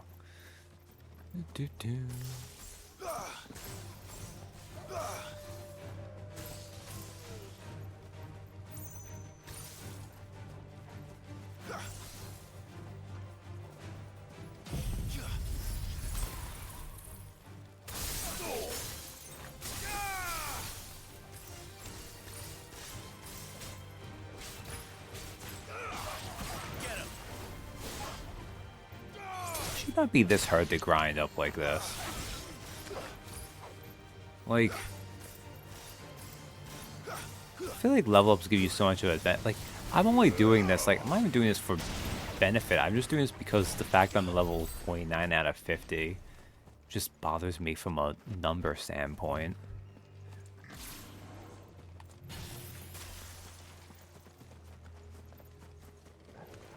Don't get surrounded. Which I guess really then, what am I complaining? Like, the game doesn't owe it to me to do that. Oh wow, nice.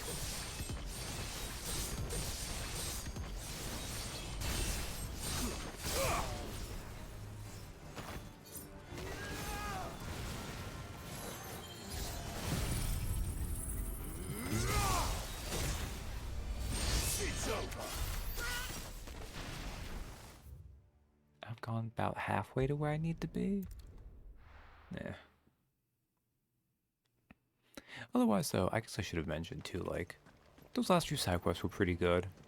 Obviously, because of how I like to go through things that I think are going to be less good first, more than things that I'll think is going to be better. I waited them to be more satisfying too.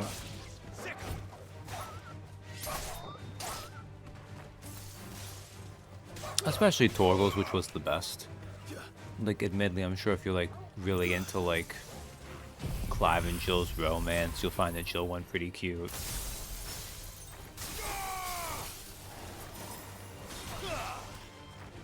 Which I think it did have its moments, you know. Like, it is actually probably one of the like best Final Fantasy romances, but that's because it doesn't have much competition.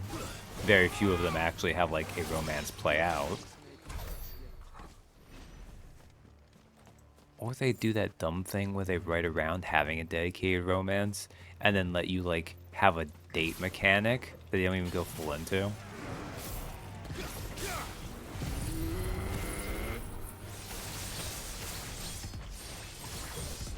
Although that does have its moments too. Like, admittedly,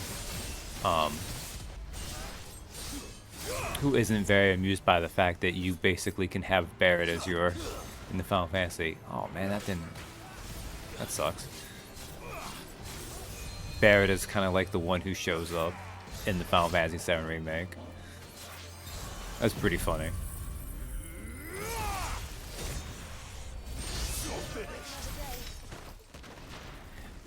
Yeah, like being canon, that's a good way of putting it.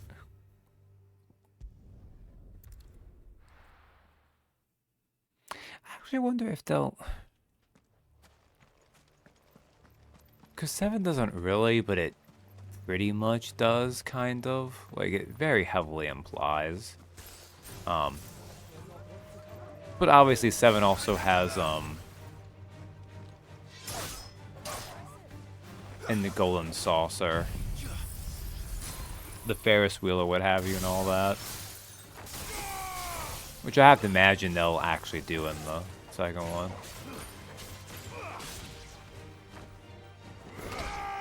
Which is 4 months and a little bit of change away. You're finished. The gameplay in 7 Remake was pretty decent. But even if I wasn't kind of done with Final Fantasy after this for at least a little while, I don't think that's one I'd be really interested in. Although I do need to go back to it because I never did do the thing with Yuffie.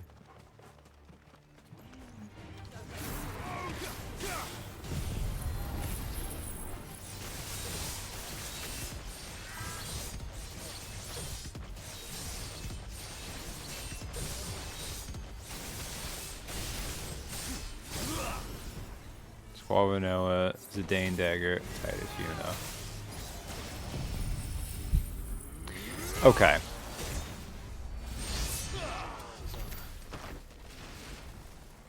So while I'm not going to say I disagree with Titus Yuna, 10 does do the dumb thing where you still kind of have the whole date thing.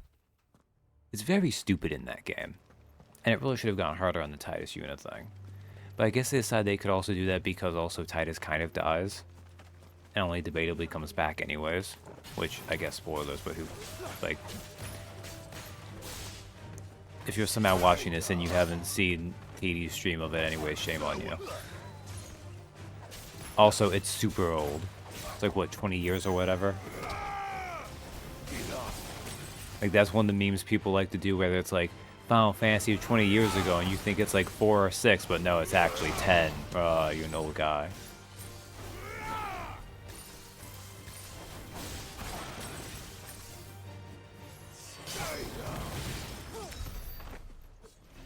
Who's Zidane and Dagger? Is that 9?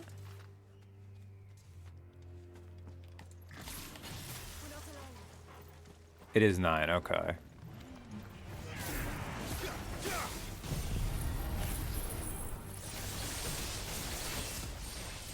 I've actually done much with 9. I know that was actually one you never actually got around to doing a ton of on stream. Ah, almost there. That's fine, I can just hit you like once and have it.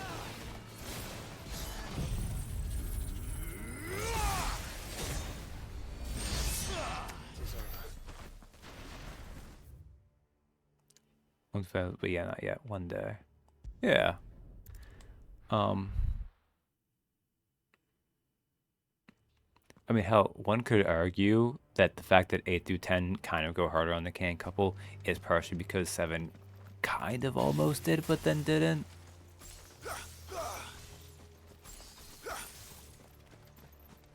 Like, it's weird because it's not actually the case, but I feel like the not love triangle of Cloud, Aerith, and Tifa kind of made it a thing. Even though it obviously isn't one because, you know. This one.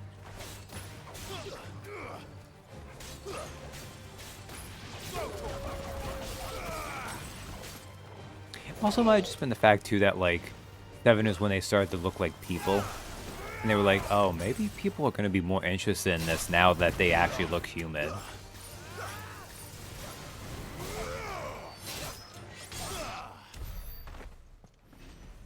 Which, I mean, has never been an issue for me, regardless, but I know for other people.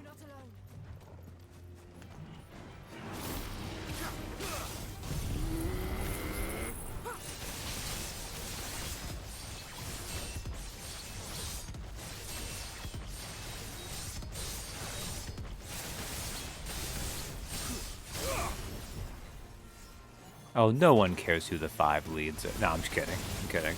Oh,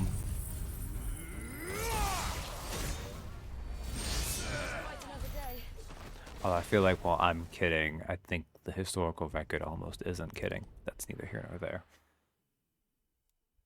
Like, themselves were good. I can't remember. It's also the one thing, too, where, like, it's sometimes hard to parse out, like, the ones that are more, like, canon versus a little more wishy-washy, like 7.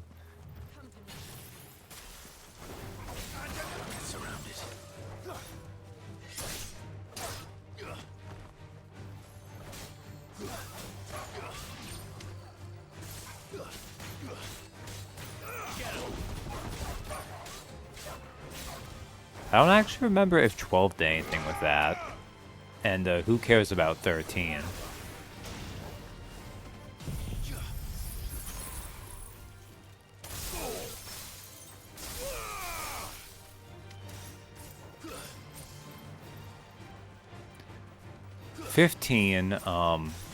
Who cares about romance? That's all about the boys.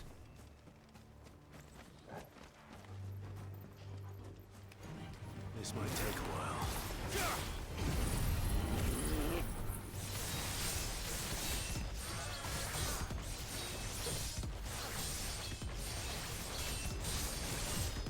And then you have 16, which had Clive and Joe.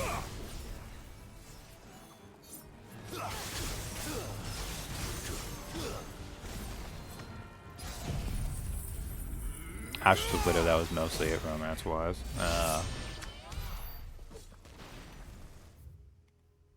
Man, I'm gonna have to go over to finish this grinding. Or I'm just not gonna have to care about. I mean, at this rate, I'm gonna probably become, because I'm gonna assume that. I'm going to hope that Final Fantasy XVI is not dumb like the final map of Path of Radiance, and will let me get experience throughout.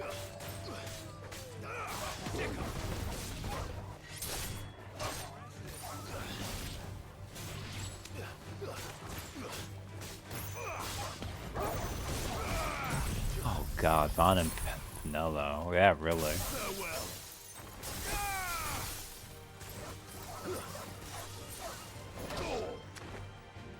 Did 12 have a... Did it even attempt to have like a wishy-washy affection system? Oh, is it mostly a boss rush? Okay. Maybe this is worth doing then. It would have been really bizarre in there.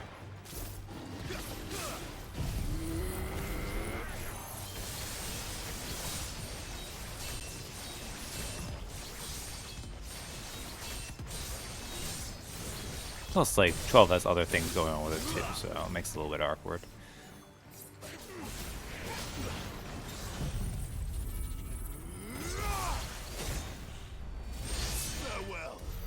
And if I had a way to be faster with that, what am I up to?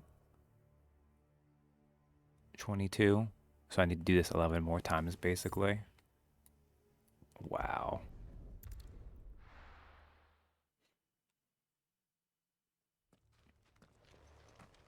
Not quite 11 more times, but still. I think it's more 28, so it's probably like 9 more times. Enough of you, are there?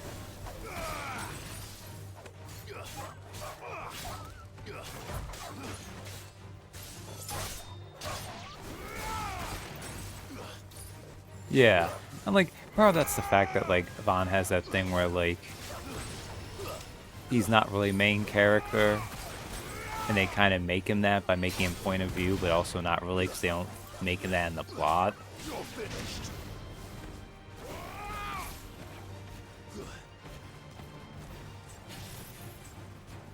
Oh my god, you're so far away, Royal Master.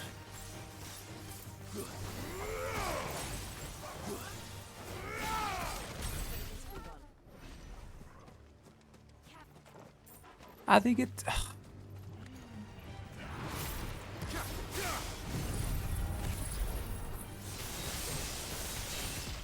I don't think it would feel so weird if the game felt like it was more in command of that. But it definitely has that weird thing where, like, someone up in production mandated something that maybe not everyone was on board with.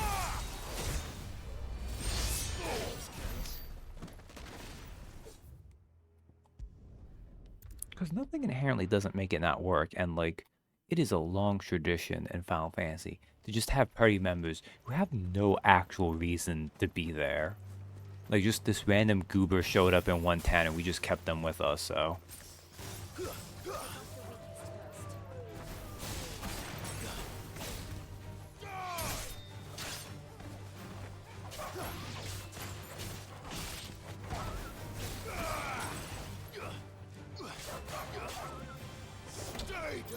This is kind of like, I don't know. Like, maybe if the story had more moments where, like, the fact that he's doing something felt like it had impact.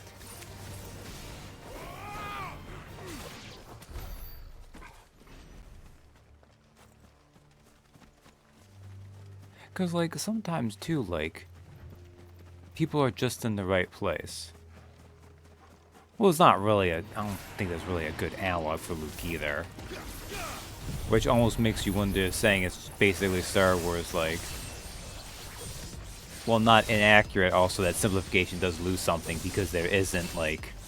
You don't really have a Luke, per se.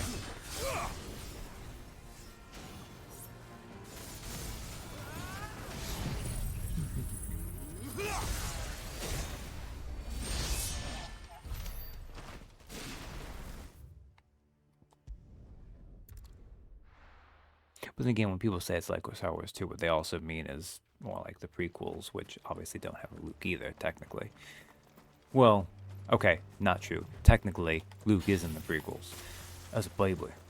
At the very end. That doesn't count. Get surrounded.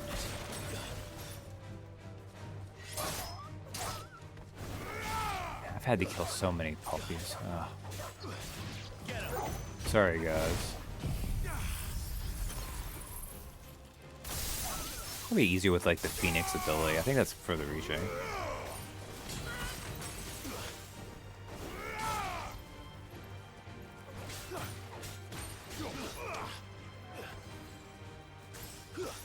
I get what you're getting at. That's not a very good argument for it, though.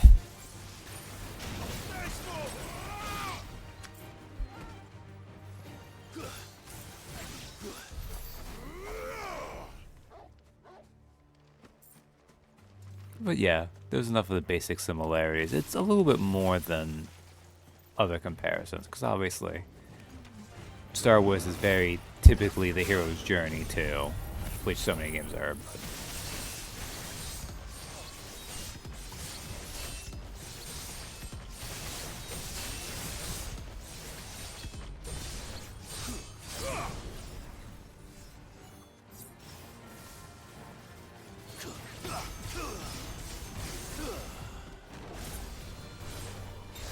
well, I might not get the guy who's farthest reaching away.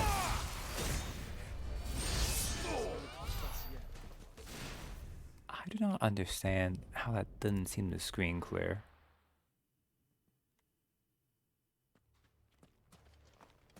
Oh, you're going back to like Vaughn as that. See, oh, here's the thing too. I don't think the problem is not the two things that one, Vaughn is not the most integral to like the plot of things.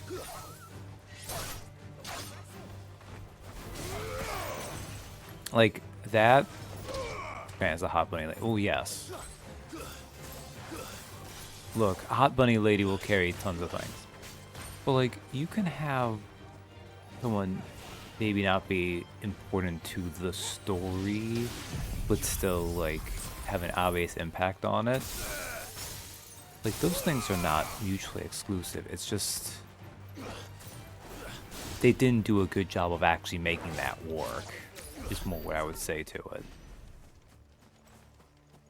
Because the fact of the matter is, there's tons of times when someone seemingly random has an impact, and then later on, like, history will, like, say things about them about that, but, you know, it's not like tons of people are destined to be important.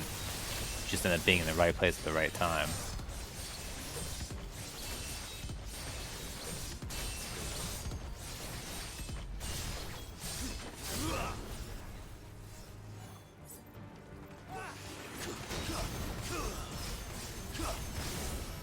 It also does not help too that I feel like, dang, you knocked me out of this.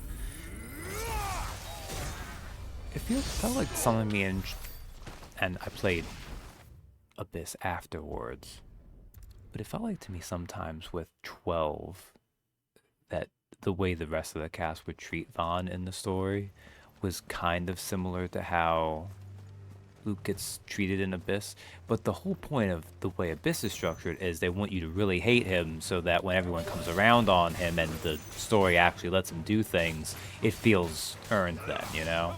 Like, the game structures itself around that.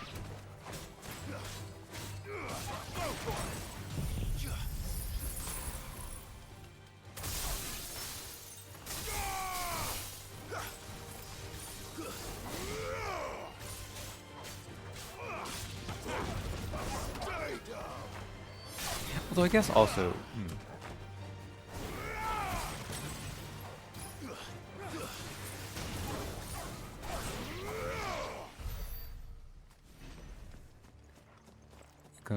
but Leon's troll with Lucy is the fairy tale. I could see it a little bit. I'm almost tempted to say you're being more insulting to Lucy. Although I guess they both also have the fan service outfit thing going on. But I don't know.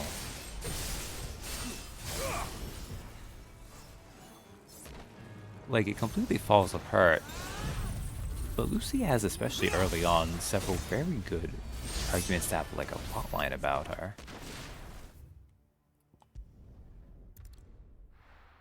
Oh, and the whole thing with the Zodiac keys was such a good character hook that the series completely fails to deliver with her. How many more of these do I need to do? 3 more, okay. I've gone over. It is what it is.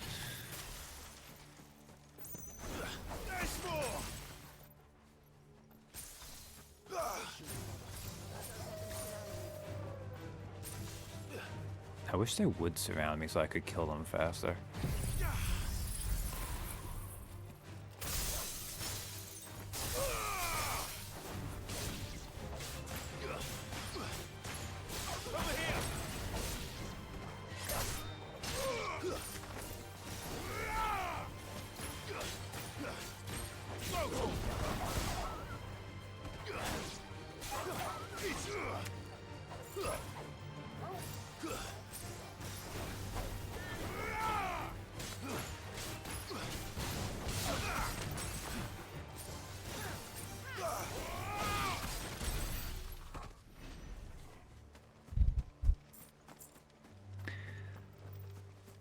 There are so many... There's so many longer running series that we can inflict on ourselves before then. Why would we go with Fairy Tail? I would choose rewatching at least parts of One Piece dubbed, the anime, before Fairy Tail.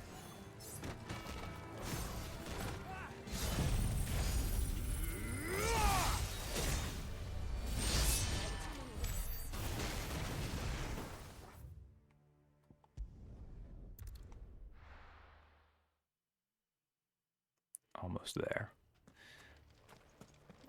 Oh man, okay.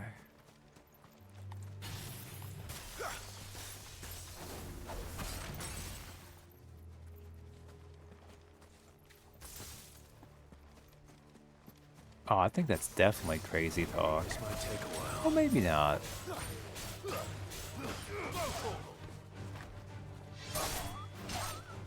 Like, I feel like if nothing else, Inuyasha has, like, being a nostalgic dub going for it.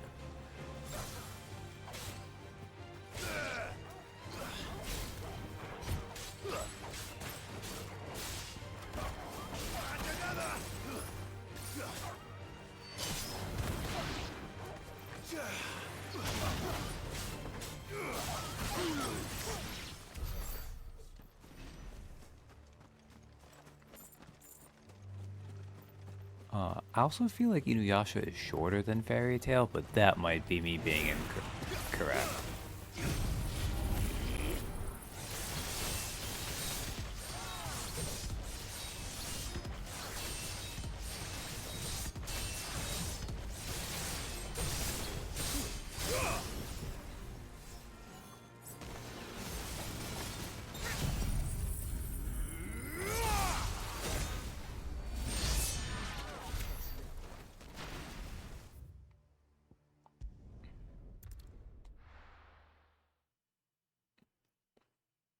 Oh, that's fine. I mean, 2/3 of Inuyasha is repetitive anyways, but yeah. Like, a lot of its story structure is the same arc repeat over and over.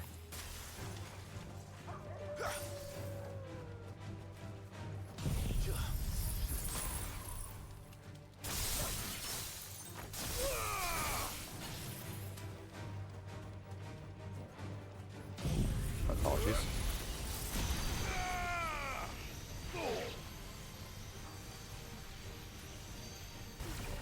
That laser does not go nearly as far as it feels like it indicates.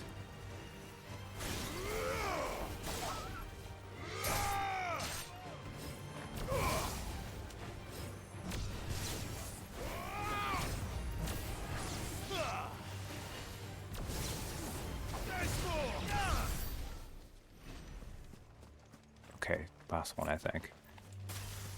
And then I'm gonna wrap up. So thanks for hanging out with me. Well, I just talked about random things and then grinded because I wanted to be level 50. And I underestimated severely how close that was.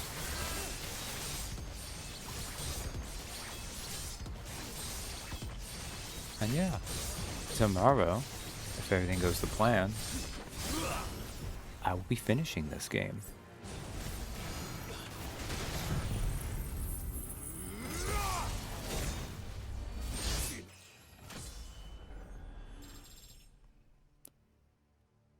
Now that I have achieved maximum level. Thank you very much. Good night, everyone. Tomorrow, it'll be time for finale Fantasy 16. Oh, that was awful.